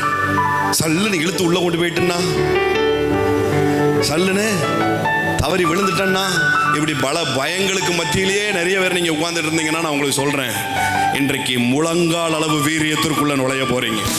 ஏமே முழங்காலோட நிக்க போறதில்ல. உங்களுக்கு தெரியுமா, இந்த நதியை பத்தி பேசும்பொழுது இவன் இப்படிலாம் பயப்படுவான்னு தெரியும்.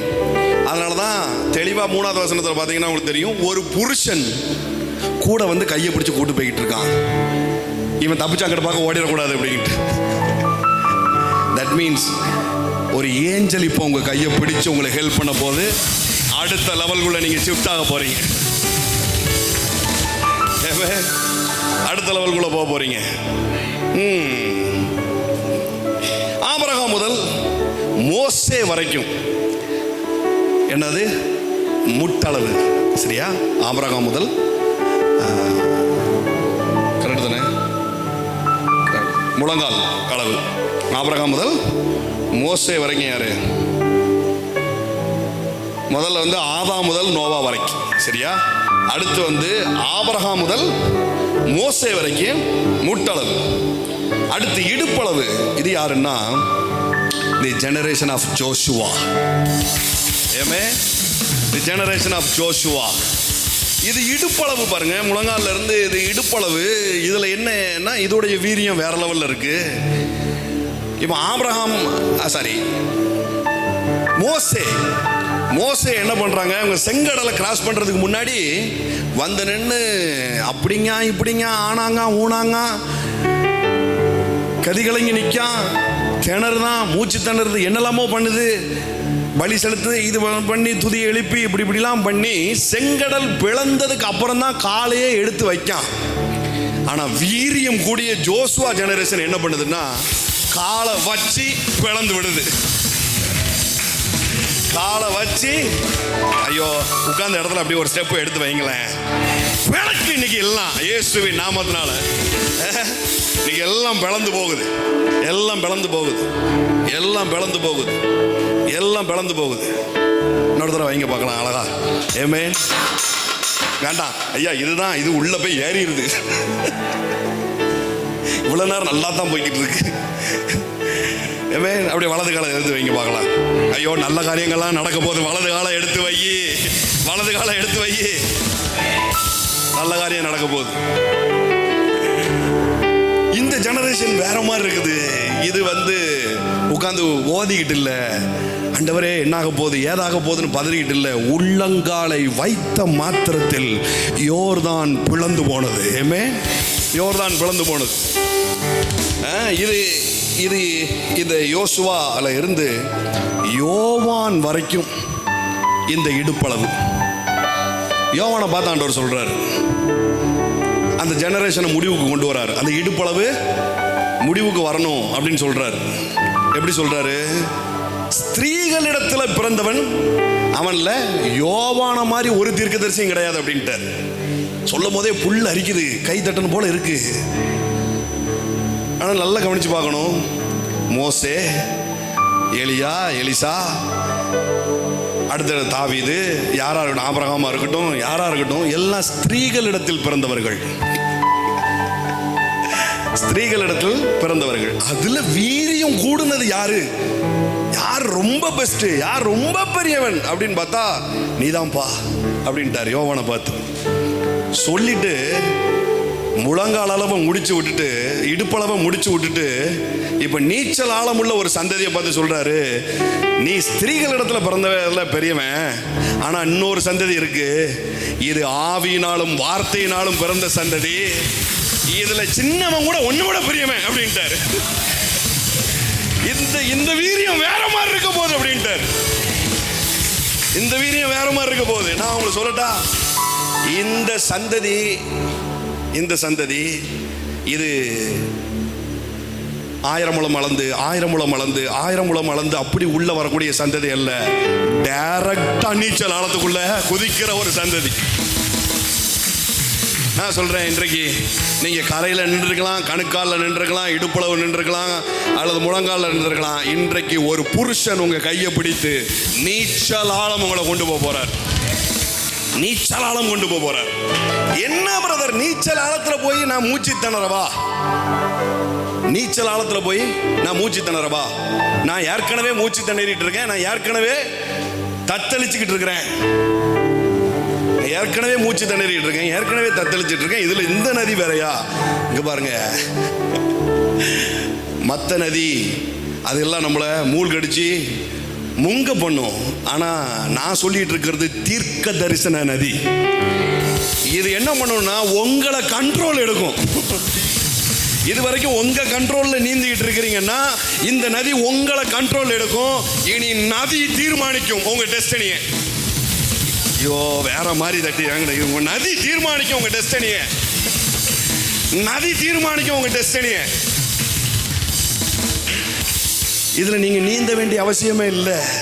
பக்கத்துல கையை பிடிச்சு சொல்லுங்க, நீ நீந்தாத. கையை பிடிச்சு சொல்லுங்க, நீந்தாத. நதி தீர்மானம் பண்ண போகுது. இந்த நதி தான் எங்க போய் விடுதுன்னா பெரிய பெரிய மீன்களை பிடிக்கக்கூடிய இடத்துல கொண்டு போய் விடுது. இதுதான் மரணம்னு சொல்லப்படுகிற எல்கையை ஒட்டச்சு தூக்கி எரியுது. Glory to be the living God. சொல்லுங்க, நதி என்ன கண்ட்ரோல் பண்ணட்டும். ஐயா சத்தமா சொல்லுங்க, நதி என்ன கண்ட்ரோல் பண்ணட்டும். இது பரிசுத்த ஆவியானவருடைய நதி. இந்த நதிக்குள்ள நீங்க முங்கும் போது பாஷைகள் மாறும். என்ன மாதிரி அப்படின்னு சொன்னா, பாருங்களேன், வொர்ஷிப் பண்றோம், பாடுறோம், எல்லாருக்கும் கிளியரா கேட்குது. என்ன பாடுறோம் அப்படின்னு கிளியரா கேட்குது இல்லையா? ஆனா ஒருத்தன் தண்ணிக்குள்ள உட்காந்து பாடுனா பாஷைகள் வேற மாதிரி ஆகும். 120 பேர் மேல் வீட்டறையில் இருக்கும் பொழுது இந்த நதி அவங்கள முக்குது, பாஷைகள் வேற மாதிரி மாறுது. பாஷைகள் வேற மாதிரி மாறுது. என்ன பிரயோஜனம் பிரதர்? பாஷை வேற ஆகி நான் என்ன பண்ண போறேன்? ஏற்கனவே ஹிந்தியை திணிக்காதீங்க, இன்னொரு பாஷையை வேறையா? நீங்க வேற ஒரு பாஷையை திணிக்கல என்ன? ஏற்கனவே நாங்க அதை திணிக்க கூடாதுன்னு சொல்லிட்டு இருக்கிறோம். இல்ல, இது திணிக்கிற பாஷை இல்ல, உங்கள இருந்து எழும்புகிற ஒரு பாஷை. இது ஜீவ தண்ணீரினால வருகிற பாஷை. அந்த பாஷையை கத்துக்கிட்டா ஒருவேளை அங்க போய் பானிபூரி சாப்பிடலாம். ஆனா இந்த பாஷை உங்கள இருந்து வெளியில வர பண்ணா அந்த தேசத்தையே நீங்க ஆளுமை பண்ணலாம். இப்ப 120 பேர் கூடி இருக்கிற இடத்துல இந்த நதி பாஞ்சு பாஷை தாறுமாறு ஆகுது பாருங்க. அந்த நாள்லயே 3000 பேர் ரட்சிக்கப்படுறாங்க. ஹல்லேலூயா. நீங்க எதற்காக வந்தீங்கன்னு எனக்கு ஓரளவு கெஸ் பண்ண முடியும், ஓரளவு கெஸ் பண்ண முடியும். ஆனா உங்க வில் பெருசா, தேவனுடைய வில் பெருசா அப்படிங்கறத இப்ப கேள்வியே. எத்தனை பேர் சொல்றீங்க என் வில்லை விட அவர் வில் ரொம்ப பெருசா இருக்கும் அப்படின்னு?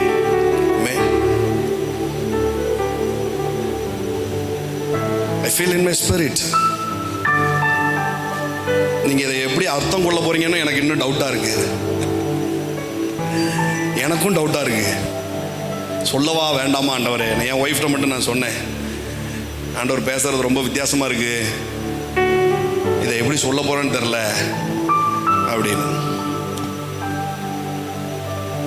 பொதுவாக தீர்க்க தரிசனம் கூட்டத்திலலாம் இன்னைக்கு ஏதாவது என் வாழ்க்கையில் ஒன்று நடக்கணும் ஆண்டவரே, இப்படியே போயிட்டு இருக்குது, அப்படியே மாற்றி விடுங்க, ஒரு பொருளாதார செழிப்பு வரட்டும், ஒரு கடன் மாறட்டும், இழந்தது திரும்ப பெறட்டும், சுகம் பெறட்டும், அப்படிதான் இருக்கும் இல்லையா?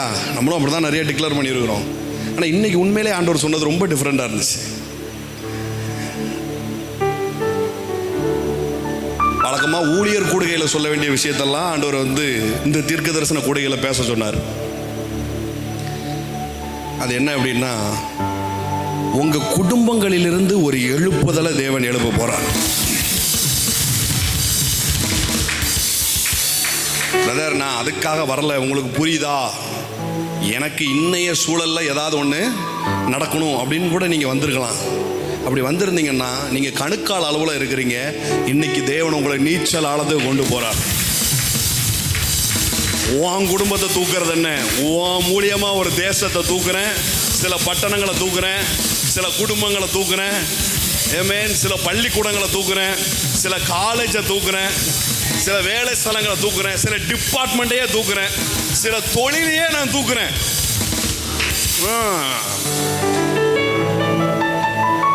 தீர்க்கதரிசி வாயிலிருந்து ஒரு தீர்க்க தரிசனம் ஒருத்தனை நோக்கி வருது அப்படின்னா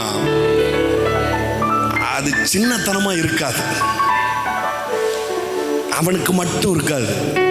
முதல்ல என்னை பார்த்து ப்ராஃபட் டிஜோ தீர்க்க தரிசனம் சொன்னார், உன்னை குடும்பமாய் தெரிந்து கொண்டேன் அப்படின்னாரு. சொன்னதோட விடல, உன் சத்தத்தை தேசங்களுக்கு ஒழிக்க பண்ணுவேன் அப்படின்னாரு. அதான் என் மேல விழுந்த ஃபர்ஸ்ட் ப்ராஃபசி. என் மேல விழுந்த ஃபர்ஸ்ட் ப்ராஃபசி அதுதான். நிறைய பேர் பிளஸ் பண்ணாங்க, நிறைய பேர் ஆசீர்வதிச்சாங்க, நிறைய பேர் ஆசீர்வதிச்சாங்க. நீ அநேக ஜாதிகளுக்கு தாயாவாய் தகப்பனாவாய்லாம் ஆசீர்வதிச்சாங்க. ஆபிரகாம் சார்ல்சன் நிறைய தீர்க்க தரிசனம் சொன்னார், நிறைய ப்ராஃபஸி பண்ணார். பட் எக்ஸாக்டா டிஜோ சொன்னார், உன் சத்தத்தை தேசங்களுக்கு ஒழிக்க போகணும். அப்பந்தான் எனக்கு ரியல் ப்ராஃபஸினா என்னன்னு தெரிஞ்சுது. அதே ப்ராஃபஸி தான் இன்னைக்கு உங்க பேர்ல நான் சொல்றேன். இங்க இருக்கிற ஒவ்வொருத்தருடைய சத்தங்களையும் தேவன் தேசங்களுக்கு தொழிக்க பண்ணுவார்.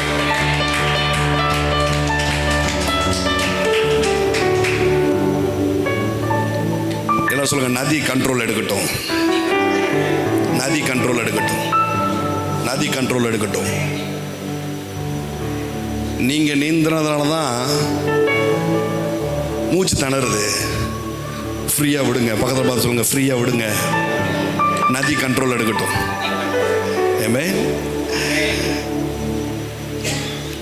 யோவேல் தீர்க்க தரிசனத்தில் ஆண்டவர் 2 மலைகளை பத்தி பேசுறார். 2 மலை, ஒன்று முன்மாரி மலை, 2வது பின்மாரி மலை.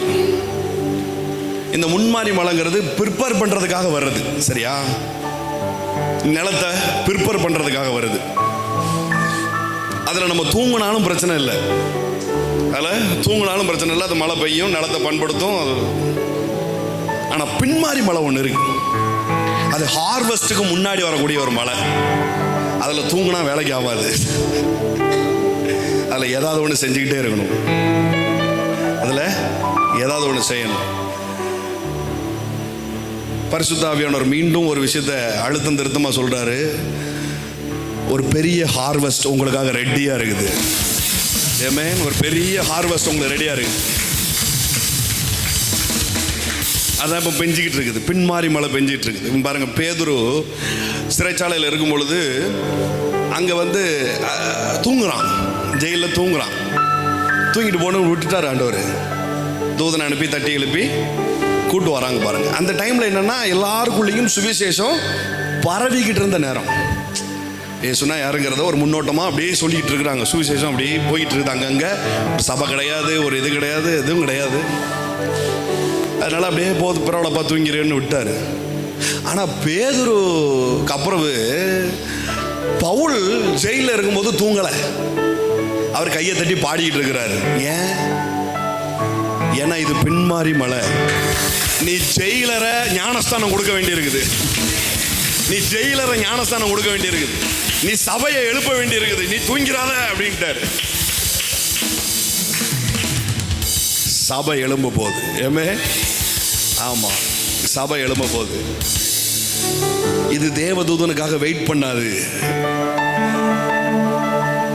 பவுல் தேவதூதனுக்குலாம் வெயிட் பண்ணல. பேதுருக்கு ஒரு தேவதூதன் அனுப்பினீர, எனக்கு ஒரு தேவதூதன் வரட்டும்லாம் வெயிட் பண்ணல. இவன் அந்த நதியில முங்கி எழும்ப ஆரம்பிச்சிட்டான் பாருங்க. டோர்ஸ்லாம் ஆட்டோமேட்டிக்கா ஓபன் ஆயிட்டு. அது மட்டும் இல்ல, அங்கேயே ஞானஸ்தானம் கொடுக்கறதுக்கு ஜனங்கள் உள்ள வர ஆரம்பிச்சிட்டாங்க.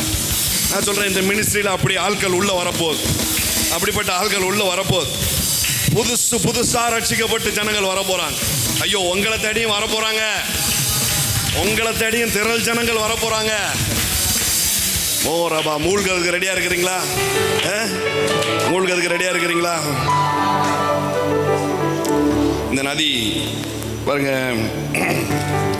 எல்லாம் எப்படி வருது. முதல் வசனம் பாருங்களேன். வாசற்படியின் கீழே இருந்து தண்ணீர் புறப்பட்டு கிழக்கே ஓடுகிறதா இருந்தது. ஆலயத்தின் முகப்பு கிழக்கு நோக்கி இருந்தது. இந்த தண்ணீர் ஆலயத்தின் வலதுபுறமாய் பலிபீடத்திற்கு தெற்கே பாய்ந்தது. சொல்லுங்க, தெற்கே பாய்ந்தது. இதுவரைக்கும் நடந்த எல்லா எழுப்புதலும்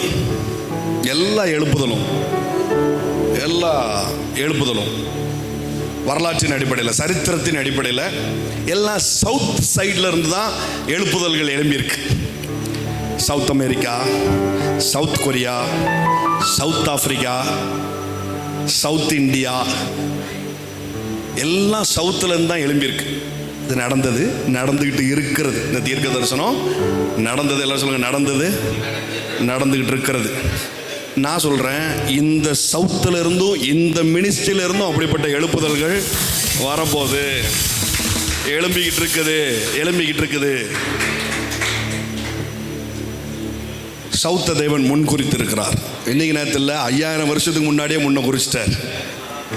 அதனால தைரியமா நீங்க காலரை தூக்கி விட்டுக்கிடலாம். திருநெல்வேலியிலிருந்து மட்டும் இல்லை, ஏன்ட்ட இருந்து எழுப்புதல் வரப்போகுது. ஐயோ, உரிமை பாராட்டி வாங்கிக்கிடணும். ஏன் நான் முதலே சொன்னேன், எனக்கு இதை சொல்றதுக்கே ரொம்ப ஒரு மாதிரி ஒரு ஹெசிடேட்டாக இருந்துச்சு. இதை எப்படி சொல்லவா வேண்டாமா அப்படின்னு. அவர் சொன்னா அவர் செஞ்சிருவார். ஏமேன், சொன்னா செஞ்சிருவார். எங்கள் அம்மா என்னை சின்ன வயசுலேயே, உனக்கு ஜபகர் சாமுவேல்னு பேர் வைக்கணும், சாமுவேல் தீர்க்கதரிசியா நீ இருக்கணும் அப்படின்னு. தீர்க்கதரிசினா என்னன்னு எங்கள் அம்மாவுக்கும் தெரியாது, எனக்கும் தெரியாது. எங்கள் அம்மாவுக்கும் தெரியாது தீர்க்கதரிசினா என்ன பண்ணணும் அப்படிங்கிறது. எங்கள் அம்மாவுக்கும் தெரியாது, எனக்கும் தெரியாது. ஆனால் சொல்லிக்கிட்டே இருக்கும். ஒரு ஓப்பன் கிரவுண்ட் மீட்டிங்கில் டிஜிஎஸ் தினகரன் ஐயா, யார் அந்த சகுந்தலா அப்படின்னு சொல்லி கூப்பிட்டு எங்கள் அம்மாவை பிளஸ் பண்ணாங்க. அப்பவும் தெரியாது தீர்க்க தரிசனம்னா என்ன, தீர்க்கதரிசினா என்ன, அதோடைய அபிஷேகம்னா என்னன்னு. சொன்ன எங்கள் அம்மா மறந்துருக்கலாம், கேட்க நான் மறந்துருக்கலாம். தேவன் நிர்ணயித்ததுதான். சவுத் சைட்ல இருந்து ஒரு எழுப்புதல் வரும்னு அவர் சொன்னதுதான். இந்த வார்த்தை உங்க காதுல விழுந்ததுனால உங்க குடும்பங்களில் இருந்து எழுப்புதல் வரும்னா வரும் தான். ஏமே, சரி, இது இப்படி. இந்த எசேக்கியேல் தீர்க்கதரிசி மீன் பிடித்தார்கள் என்று சொன்னீர்களே, மீன் பிடித்தார்களா? டெட்சியில மீன் பிடித்தார்கள் என்று சொன்னீர்களே, மீன் பிடித்தார்களா? தீர்க்கதரிசி எப்பவுமே ஒரு விஷயத்தை சொல்லும் பொழுது அவருடைய பார்வையிலிருந்து சொல்லுவார். சரியா? ரிசீவ் பண்றது அவர் என்ன பார்வையில சொன்னாரோ அப்படி ரிசீவ் பண்ணிட்டா அது பெட்டர். இவர் இங்க சொன்னது, இப்ப நான் சொல்ல இல்லையா, ஃபிஷ்னா செழிப்புக்கு அடையாளமா இருக்குது. இப்ப நான் ஃபிஷ்னு சொல்லும் பொழுது திரளான மீன் பிடிப்பீங்கன்னா எல்லாரும் வலையை எடுத்துட்டா போவோம் இல்லையா? எல்லாருமே தூண்டில் எடுத்துட்டு போக மாட்டோம், வலையை எடுத்துட்டு யாரும் போக மாட்டோம். அந்த ஆவியில நம்ம அதை புரிஞ்சுக்கிட்டோம் இல்லையா? அந்த மாதிரி தான் இவர் இந்த இடத்த சொன்னது என்னது அப்படின்னு சொன்னா, சம்பவத்தை சொன்னாலே உங்களுக்கு புரிஞ்சிடும். இவர் இங்க சொன்னது என்னன்னா, இந்த எழுப்புதலை பத்தி தான் சொன்னாரு. திரளான மனுஷர்களை பிடிக்கிறத பத்தி தான் இந்த இடத்துல சொல்லி இருக்கிறார். மனுஷனை பிடிச்சிட்டனாலே செல்வம் தன்னால வந்துடும். மனுஷர்களை பிடிச்சிட்டனாலே எல்லா சக்சஸும் தன்னால வந்துடும். பாருங்க,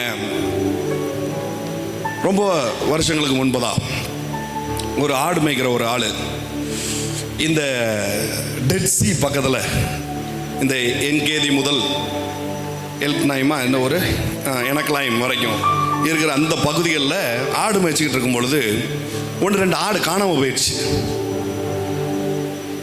அப்போ அங்கே வந்து அந்த பார்டர்ஸில் நிறைய குகைகள் உண்டு. அந்த குகைக்குள்ளெல்லாம் யாரும் போக மாட்டாங்க. நம்ம ஊரில் பேய் கதை சொல்லி வச்சிருக்கிற மாதிரி அந்த ஊர்லேயும் சில கதைகள் சொல்லப்பட்டிருக்குது. அதனால் அவளை ஈஸியில் அந்த குகைக்குள்ளே யாரும் போயிட மாட்டாங்க. இப்போ ஆடு மேய்ச்சிட்டு போயிட்டு இருந்த ஆள் பார்த்தா 2-3 ஆடு காணும். இந்த குகைகளில் தான் எங்கேயோ போய் உட்கார்ந்துருக்கு அப்படின்னு சொல்லி அவர் என்ன பண்ணியிருக்கிறாரு, ஒவ்வொரு குகையாக கல்லை விட்டு எடுத்துருக்கிறார். கல்லை விட்டு அடிக்கும்போது திடீர்னு ஒரு குகையிலேருந்து ஒரு வினோதமான சத்தம் வந்திருக்குது. ஒரு கல் இன்னொரு பாறையில் போய் பட்டதுன்னா உள்ள சத்தத்திற்கும் இது கொஞ்சம் டிஃப்ரெண்டாக இருக்க இந்த சத்தம் அப்படின்னு சொல்லி மறுபடியும் கல்லை விட்டுருக்கிறார். மறுபடியும் கல்லை விட்டா ஒரு ட்ரம்மில் போய் அடித்த மாதிரி சத்தம் கேட்டிருக்கு. ஒரு பேரலில் அடித்த மாதிரி சத்தம் கேட்டிருக்கு. என்னடா அது சத்தம் வித்தியாசமாக இருக்குன்னு உள்ளே போய் பார்த்தா இவ்வளோ சைஸில் சில பேரல்ஸ் நிறையா இருந்திருக்கு. அதுக்குள்ளே பார்த்தா நிறைய தோல் சுருள்கள் இருந்திருக்கு. நிறைய தோல் சுருள். அது என்னென்னு அவருக்கு தெரில. தூக்கிட்டு கொண்டு போய் செருப்பு தைக்கிற ஒரு ஆள்கிட்ட விற்றுட்டார். கொஞ்சம் காசுக்கு, இது ஏதோ தோல் மாதிரி இருக்குது, நீங்கள் செருப்பு தைக்கிறதுக்கு வச்சுட்டு எனக்கு ஏதாவது காசு கொடுங்க அப்படின்னு சொல்லி காசை வாங்கிட்டார்.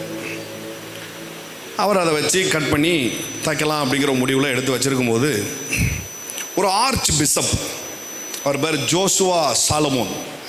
நான் சொல்கிறது எல்லாமே கூகுளில் இருக்குது, நீங்கள் தட்டி பார்க்கலாம். அடிச்சு கொடுத்தான் ஏதோ அப்படின்னு நினைக்காதீங்க. நடந்த சரித்திரத்தை நான் உங்களுக்கு சொல்லிகிட்டு இருக்கிறேன். ஒரு ஆர்ச் பிஷப் நடந்து போயிட்டு இருக்கும்போது கல் தட்டி அவர் ஷூ கிழிஞ்சிருச்சு. கிழிஞ்சவர் நேராக அந்த செருப்பு கடைக்காரர்கிட்ட வந்திருக்கிறார். ஷூ பிஞ்சிருச்சு, தச்சு கூடியா அப்படின்னு. இப்போ அந்த பேரல்ஸ் பார்த்துருக்கிறாரு, உள்ள தோல் சுருள்லாம் இருந்திருக்கு பார்த்துருக்கிறாரு. அந்த செருப்பு தைக்கிற தொழிலாளிக்கும் அதை படிக்க தெரில என்ன அப்படின்னு, எழுத்துக்களாக இருக்குது, படிக்கலை. பார்த்தவர் உள்ளுக்குள்ளே டக்குன்னு ஒரு ஸ்பார்க்கு, சம்திங் இது ஏதோ என்னை ஈர்க்குதே அப்படின்னு சொல்லி காசு கொடுத்து அதை வாங்கிட்டார். இதை எனக்கு கொடு அப்படின்னு சொல்லி வாங்கிட்டார். எங்கேருந்து எடுத்தது அப்படின்னோடனே இதுமாரி குகைகளில் இருந்து ஒரு பையன் கொண்டு வந்தான், ஒரு ஆடு மேய்க்கிற பையன், நான் செருப்பு தைக்கலான்னு சொல்லி வச்சுருக்கிறேன். எடுத்து பார்த்து ஒரு பெரிய சங்கத்தை கூட்டி இது என்ன அப்படின்னு சொல்லி வாசித்து நிறைய விஷயங்களை மறுபடியும் அந்த குகைக்குள்ளே போய் ஆராய்ச்சி பண்ணி அதெல்லாம் எடுத்து கொண்டு வந்தாங்க. எஸ்தர் புத்தகத்தை தவிர எல்லா புஸ்தகங்களும் அந்த குகைகளிலிருந்து எடுக்கப்பட்டது. அதுதான் இன்றைக்கு உங்கள் வீடுகளுக்குள்ள வந்து உங்கள் கரங்களில் உட்கார்ந்துருக்குது. ஏமே இதுக்கு வேற மாதிரி கை தட்டணும். சொல்லி முடிச்சதுக்கப்புறம் மறுபடியும் தட்டுங்க.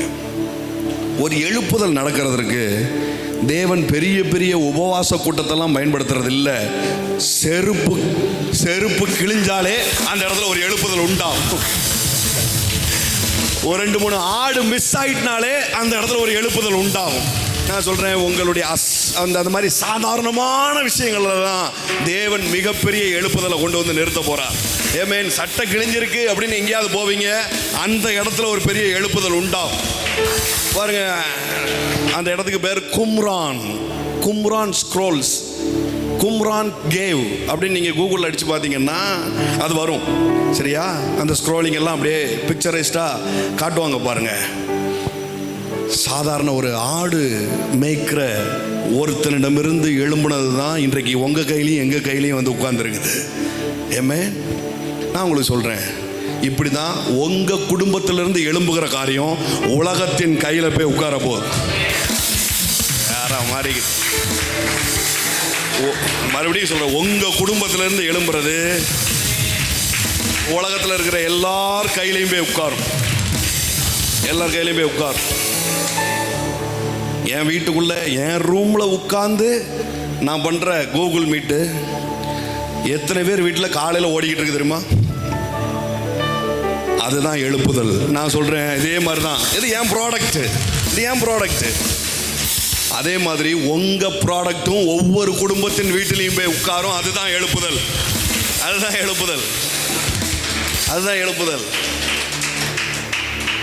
சாதாரணமாக ஒருத்தருடைய ஒரு ஆர்ச் பிஷப்புடைய ஷூ கிழிஞ்சது, ஏதோ ஒரு செருப்பு கிழிஞ்சிட்டு திரும்ப தைக்கணும் அப்படிங்கிறதுக்காக அல்ல.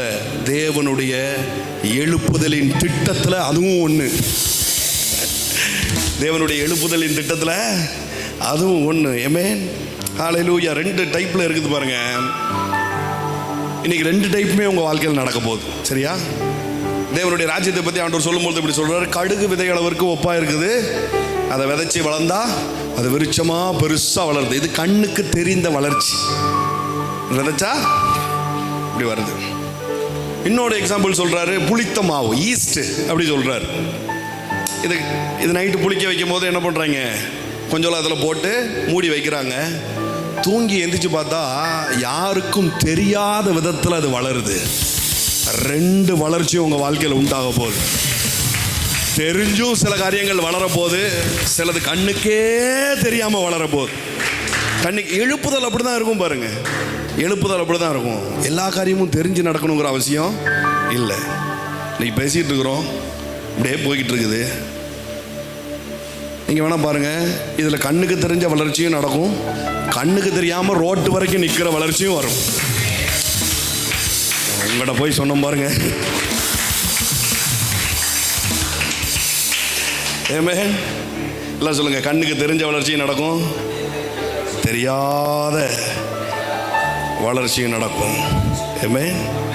எழுந்து நிற்போமா? எத்தனை பேர் அந்த நதியில் ஒரு 5 நிமிஷம் இனி பரிசுத்த ஆவியானவர் கண்ட்ரோல் பண்ணட்டும். எனக்கு இன்னைக்கு ரொம்ப திருப்தியாக இருக்குது.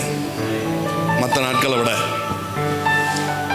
ஏதோ நீ நல்லா இருப்ப, ஏதோ நீ வீடு கட்டுவ, கார் வாங்குவ, நீ பெருகுவ, நல்லதுதான். ஆனால் தேவனுடைய பரிபூர்ண திட்டத்தில் அது 1% கூட கிடையாது.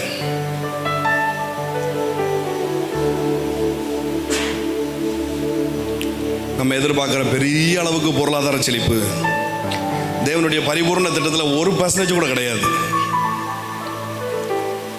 உங்கள் மூலியமாகவும் என் மூலியமாகவும் கோடிக்கணக்கான ஜனங்கள் தொடப்படணும். ஏமே, அந்த எழுப்புதலுக்காக தான் தேவன் நம்மளை எழுப்பி இருக்கிறார். இந்த 1.25 வருஷம் ஊழியத்தில் ஒரு நாள் கூட இப்படிப்பட்ட ஒரு காரியத்தை நான் டிக்ளேர் பண்ணதே இல்லை. சொல்லுவேன் யூஸ்வலாக, உங்களுக்கானது மட்டும் இல்லை, இந்த ஊழியத்தோடு கனெக்டாக இருக்கிறவங்க உங்களுக்கானது மட்டும் நீங்கள் யோசிச்சு வந்திருக்கிறீங்க. இல்லை, உங்கள் மூலியமாக பலருக்கு நன்மை நடக்க போகுது அப்படின்னு நான் சொல்லியிருக்கிறேன். ஆனால் உங்கள் மூலியமாக எழுப்புதல் நடக்க போகுதுன்னு நான் சொன்னதே இல்லை. இதை கேட்கிற உங்களுடைய காதுகள் பாக்கியம் உள்ளது. உங்களுக்கு புரியலைனாலும் பரவாயில்ல, உங்களுக்கு புரியலைனாலும் பரவாயில்ல. ஏன்னா நீங்கள் ஒரு சுவிசேஷ கூட்டத்துக்கு வரல, நீங்கள் ஒரு தீர்க்க தரிசன கூட்டத்துக்கு வந்திருக்கிறீங்க. தீர்க்கதரிசி கூறுறது எல்லாம் ஒரு மனுஷனுக்கானதா? அதெல்லாம் பழைய உடன்படிக்கையிலே முடிஞ்சிருச்சு. ஈவன் ஆண்டவர் பேசினது கூட ஒரு மனுஷனுக்காக பேசினதெல்லாம் பழைய உடன்படிக்கையிலே முடிஞ்சிருச்சு. என் பின்னால வா, உனக்கு மீன் தாரேன், என் பின்னால வா, உன்னை மனுஷர்களை பிடிக்கிறவராக்குவேன். உலகமெங்கும் போங்க, அங்கங்க வீடு வாங்க, கார் வாங்குங்க, உலகமெங்கும் போங்க, இந்த சுவிசேஷத்தை பேசுங்க, ஜனங்களை தூக்குங்க அப்படிங்கிறார். Amen. This is the season. This is the season. This is the season. மிகப்பெரிய மச்சங்களை நீங்க பிடிக்கக்கூடிய சீசன் இது. நீங்களும் நானும், அதுவும் டெட் கண்டிஷன்ல இருக்கிற நிறைய எல்கைக்கு உட்பட்ட காரியங்களை நம்ம ஜீவனோட மறுபடியும் எழுப்ப போறோம். ஜீவனோட மறுபடியும் எழுப்ப போறோம். Thank you Lord. Thank you Lord. எல்லாமே முடிந்தது என்று என்னை பார்த்து இகழ்ந்தன, இனி என்றும் எழும்புவதில்லை என்று சொல்லி நகைத்தன. எல்லாமே முடிந்தது என்று என்னை பார்த்து இகழ்ந்தன, இனி என்றும் எழும்புவதில்லை என்று சொல்லி நகைத்தன. ஆனாலோ நீங்க என்னை கண்ட விதம் பெரியது, என் உயர்வின் பெருமை எல்லாம் ஒருவருக்குரியது. ஆனாலோ நீங்க என்னை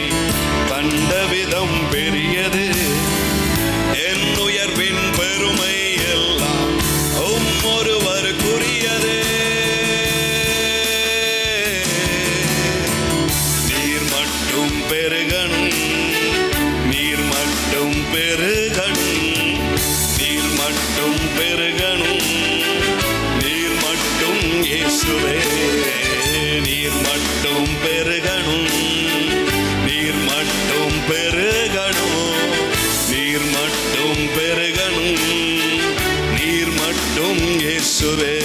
இந்த பாடலை பாடும் பொழுதே அப்படியே உங்க ஆவியில நீங்க உங்களை விட்டு கொடுங்க. ஆண்டவரே, நான் நீந்த விரும்பல டாடி. இந்த நதி என்னை அந்த டெஸ்டினிக்கு நேராக நடத்தி கொண்டு போகும். நானே வாழ்க்கையை பார்த்ததுனால தான், நானே வாழ்க்கையை பார்த்துக்கிட்டே இருக்கிறதுனால தான் அந்த கரையை என்னால் தாண்ட முடியல. நான் கரையை கடக்கவும் விரும்பல டாடி. நான் இந்த நதியிலேயே நீந்த விரும்புறேன். இந்த நதியிலேயே நான் போக விரும்புறேன் டாடி. ஓ, நீர் மட்டும் பெருகணும், நீர் மட்டும் பெருகணும், நீர் மட்டும் பெருகணும், நீர் மட்டும் இயேசுவே. உடைக்கப்பட்ட பாத்திரமானே, உபயோகமற்றிருந்தேன், ஒன்றுக்கும் உதவுவதில்லை என்று சொல்லி ஒதுக்கப்பட்டேன். உடைக்கப்பட்ட பாத்திரமானே, உபயோகமற்றிருந்தேன், ஒன்றுக்கும் உதவுவதில்லை என்று சொல்லி ஒதுக்கப்பட்டேன். குயவனே, உந்தன் கரம் மீண்டும் என்னை வணைந்தது, விழுந்து போன இடங்களில் எல்லாம் என் தலையை உயர்த்தியது. குயவனே, உந்தன் கரம் மீண்டும் என்னை வணைந்தது, விழுந்து போன இடங்களில் எல்லாம் என் தலையை உயர்த்தியது. நீர் மட்டும் பெருகணும், நீர் மட்டும் பெருகணும், நீர் மட்டும் பெருகணும், நீர் மட்டும் இயேசுவே. நீர் மட்டும், ஆமென். நீர் மட்டும் பெருகணும், நீர் மட்டும் பெருகணும், நீர் மட்டும் இயேசுவே. Thank you Lord. வந்திருக்கிற ஒவ்வொருத்தருடைய பாஷைகள் மாறுகிறபடி நான் நன்றி சொல்லுகிறேன். Thank you Lord. மோரபா சந்தலவா ரிதலமார தகம்படரதலவா. இன்கிரெடிபிள் ஃபிஷிங்க்கு ஏத்த ஒரு நீந்துதல் இந்த நேரத்தில் உண்டாகட்டும் டாடி. ஏதோ வாழ்ந்தோம் போனோம் அதுவல்ல டாடி எங்களுடைய காலிங், அதுவல்ல எங்களுடைய அழைப்பு. ஏதோ நல்லா சாப்பிட்டோம், நல்லா இருந்தோம், கடனற்ற ஒரு வாழ்க்கை வாழ்ந்தோம், அதுவல்ல டாடி, அதுவல்ல. அதெல்லாம் இந்த அழைப்புல ஒரு சின்ன பகுதி டாடி. அதெல்லாம் இந்த அழைப்பினுடைய பேசிக், அதெல்லாம் கணக்கால் அளவு உள்ளது. ஆனால் நீச்சல் ஆழத்துக்கு எங்களை அழைத்து கொண்டு போறீங்க டாடி. எங்கள் குடும்பங்களில் எழுப்புதல்கள் உண்டாகிறபடி நான் நன்றி சொல்லுகிறேன் டாடி.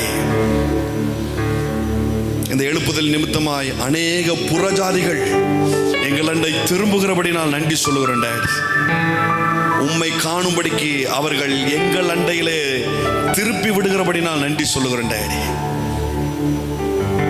எல்லா சவக்கடல் எல்லைகளும் இன்றைக்கு பிரேக் ஆனபடி நான் நன்றி சொல்லுகிறோம். திரள் மீன்கள் அந்த இடத்துல உண்டாகிறபடி நான் நன்றி சொல்லுகிறேன் டாடி.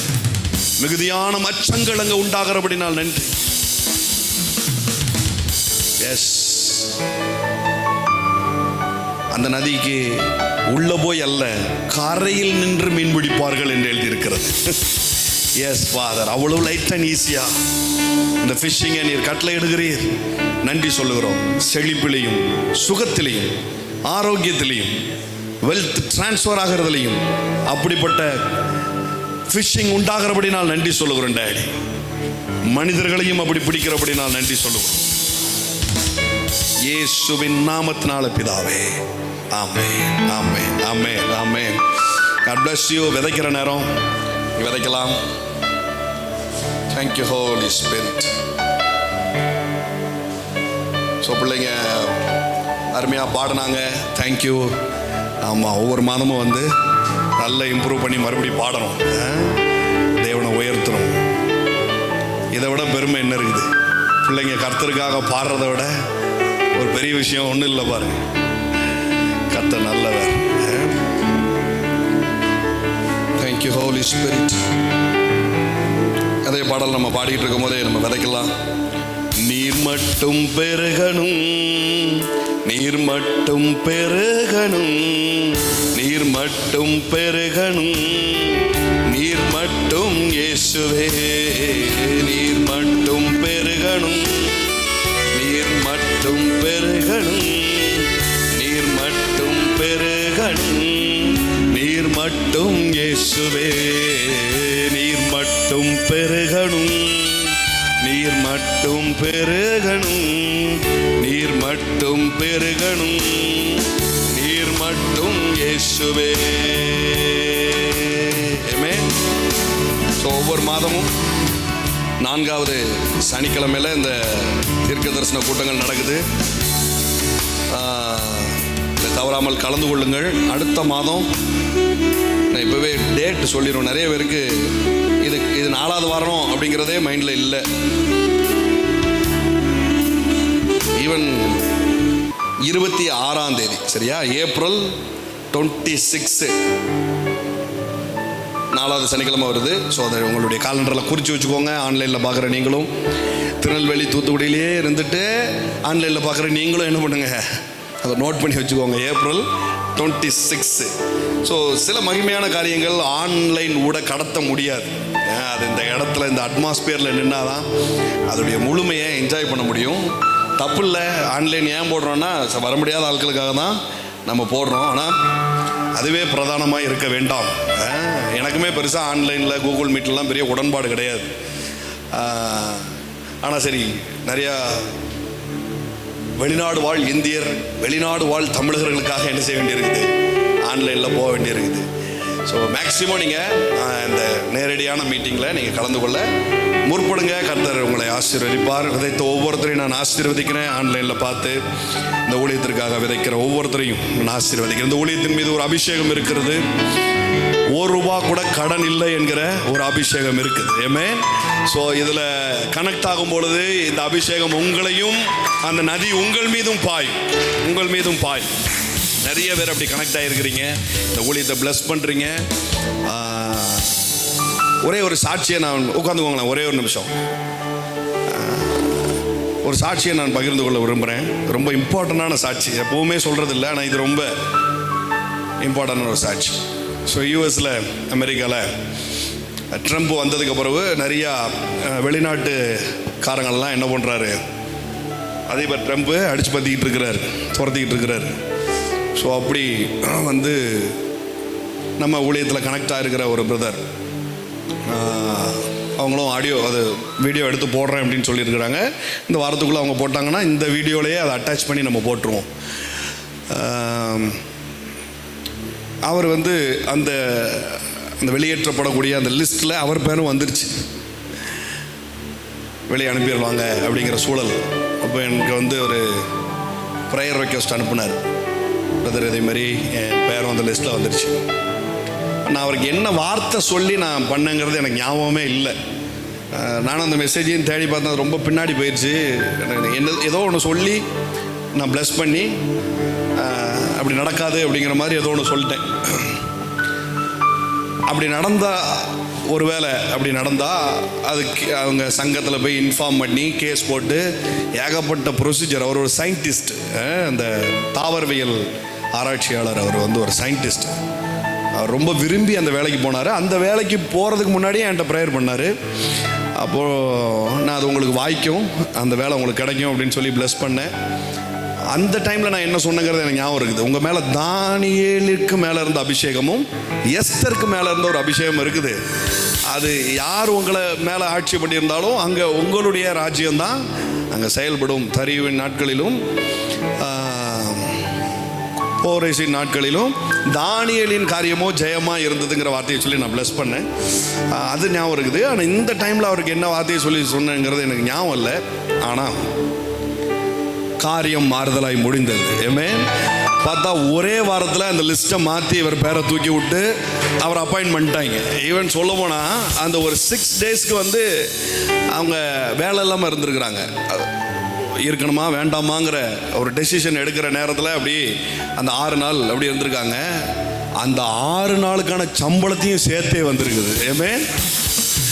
ஒருவேளை இது நம்ம ஊரில் அது சிம்பிளாக இருக்கலாம். நம்ம ஊரில் வந்து வேலை விடுறது, வேலைக்கு போகிறது இது சிம்பிளாக இருக்கலாம். ஆனால் இந்தியாவிலேருந்து ஒருத்தர் யூஎஸில் ஒரு விஷயத்துக்காக போய் அங்கே தன்னுடைய ட்ரீம் ஜாபில் உட்காந்து அது பறிபோகணும் போகிற மாதிரியான சுச்சுவேஷன்லாம் எப்படி இருக்கும் பாருங்க. எல்லா ராஜாக்களுக்கும் மேற்பட்டவர் நம்முடைய ஆண்டவராக இருக்கிறார். ஆமென். அது ட்ரம்பாக இருந்தாலும் சரி, ஒபாமாவாக இருந்தாலும் சரி. ஆமாம், தெற்கிலிருந்து யுஎஸ் வரைக்கும் சாட்சிகளை தேவன் எழுப்பிக்கிட்டு இருக்கிறார். ஆமென். நான் சொல்கிறேன், உங்கள் குடும்பத்திலையும் இப்படிப்பட்ட சாட்சிகள் உண்டாக போகுது. ஆமென். God bless you. ஏன் அந்த சாட்சியை சொன்னா, சாட்சியை எழுப்பும் பாருங்க. அசாத்தியமான காரியங்கள், கொடூரமான ராஜாக்கள், நல்லது பண்றோம்னு நினைச்சு என்னெல்லாமோ சொதப்பிக்கிட்டு இருக்கிற ராஜாக்களுக்கு மத்தியில் கூட தேவன் கிரியை செய்ய வல்லவரா இருக்கிறார். ஆமென். தேவன் கிரியை செய்ய வல்லவரா இருக்கிறார். So God bless you. தொடர்ந்து கூகுள் மீட்ல கனெக்ட் ஆகுங்க.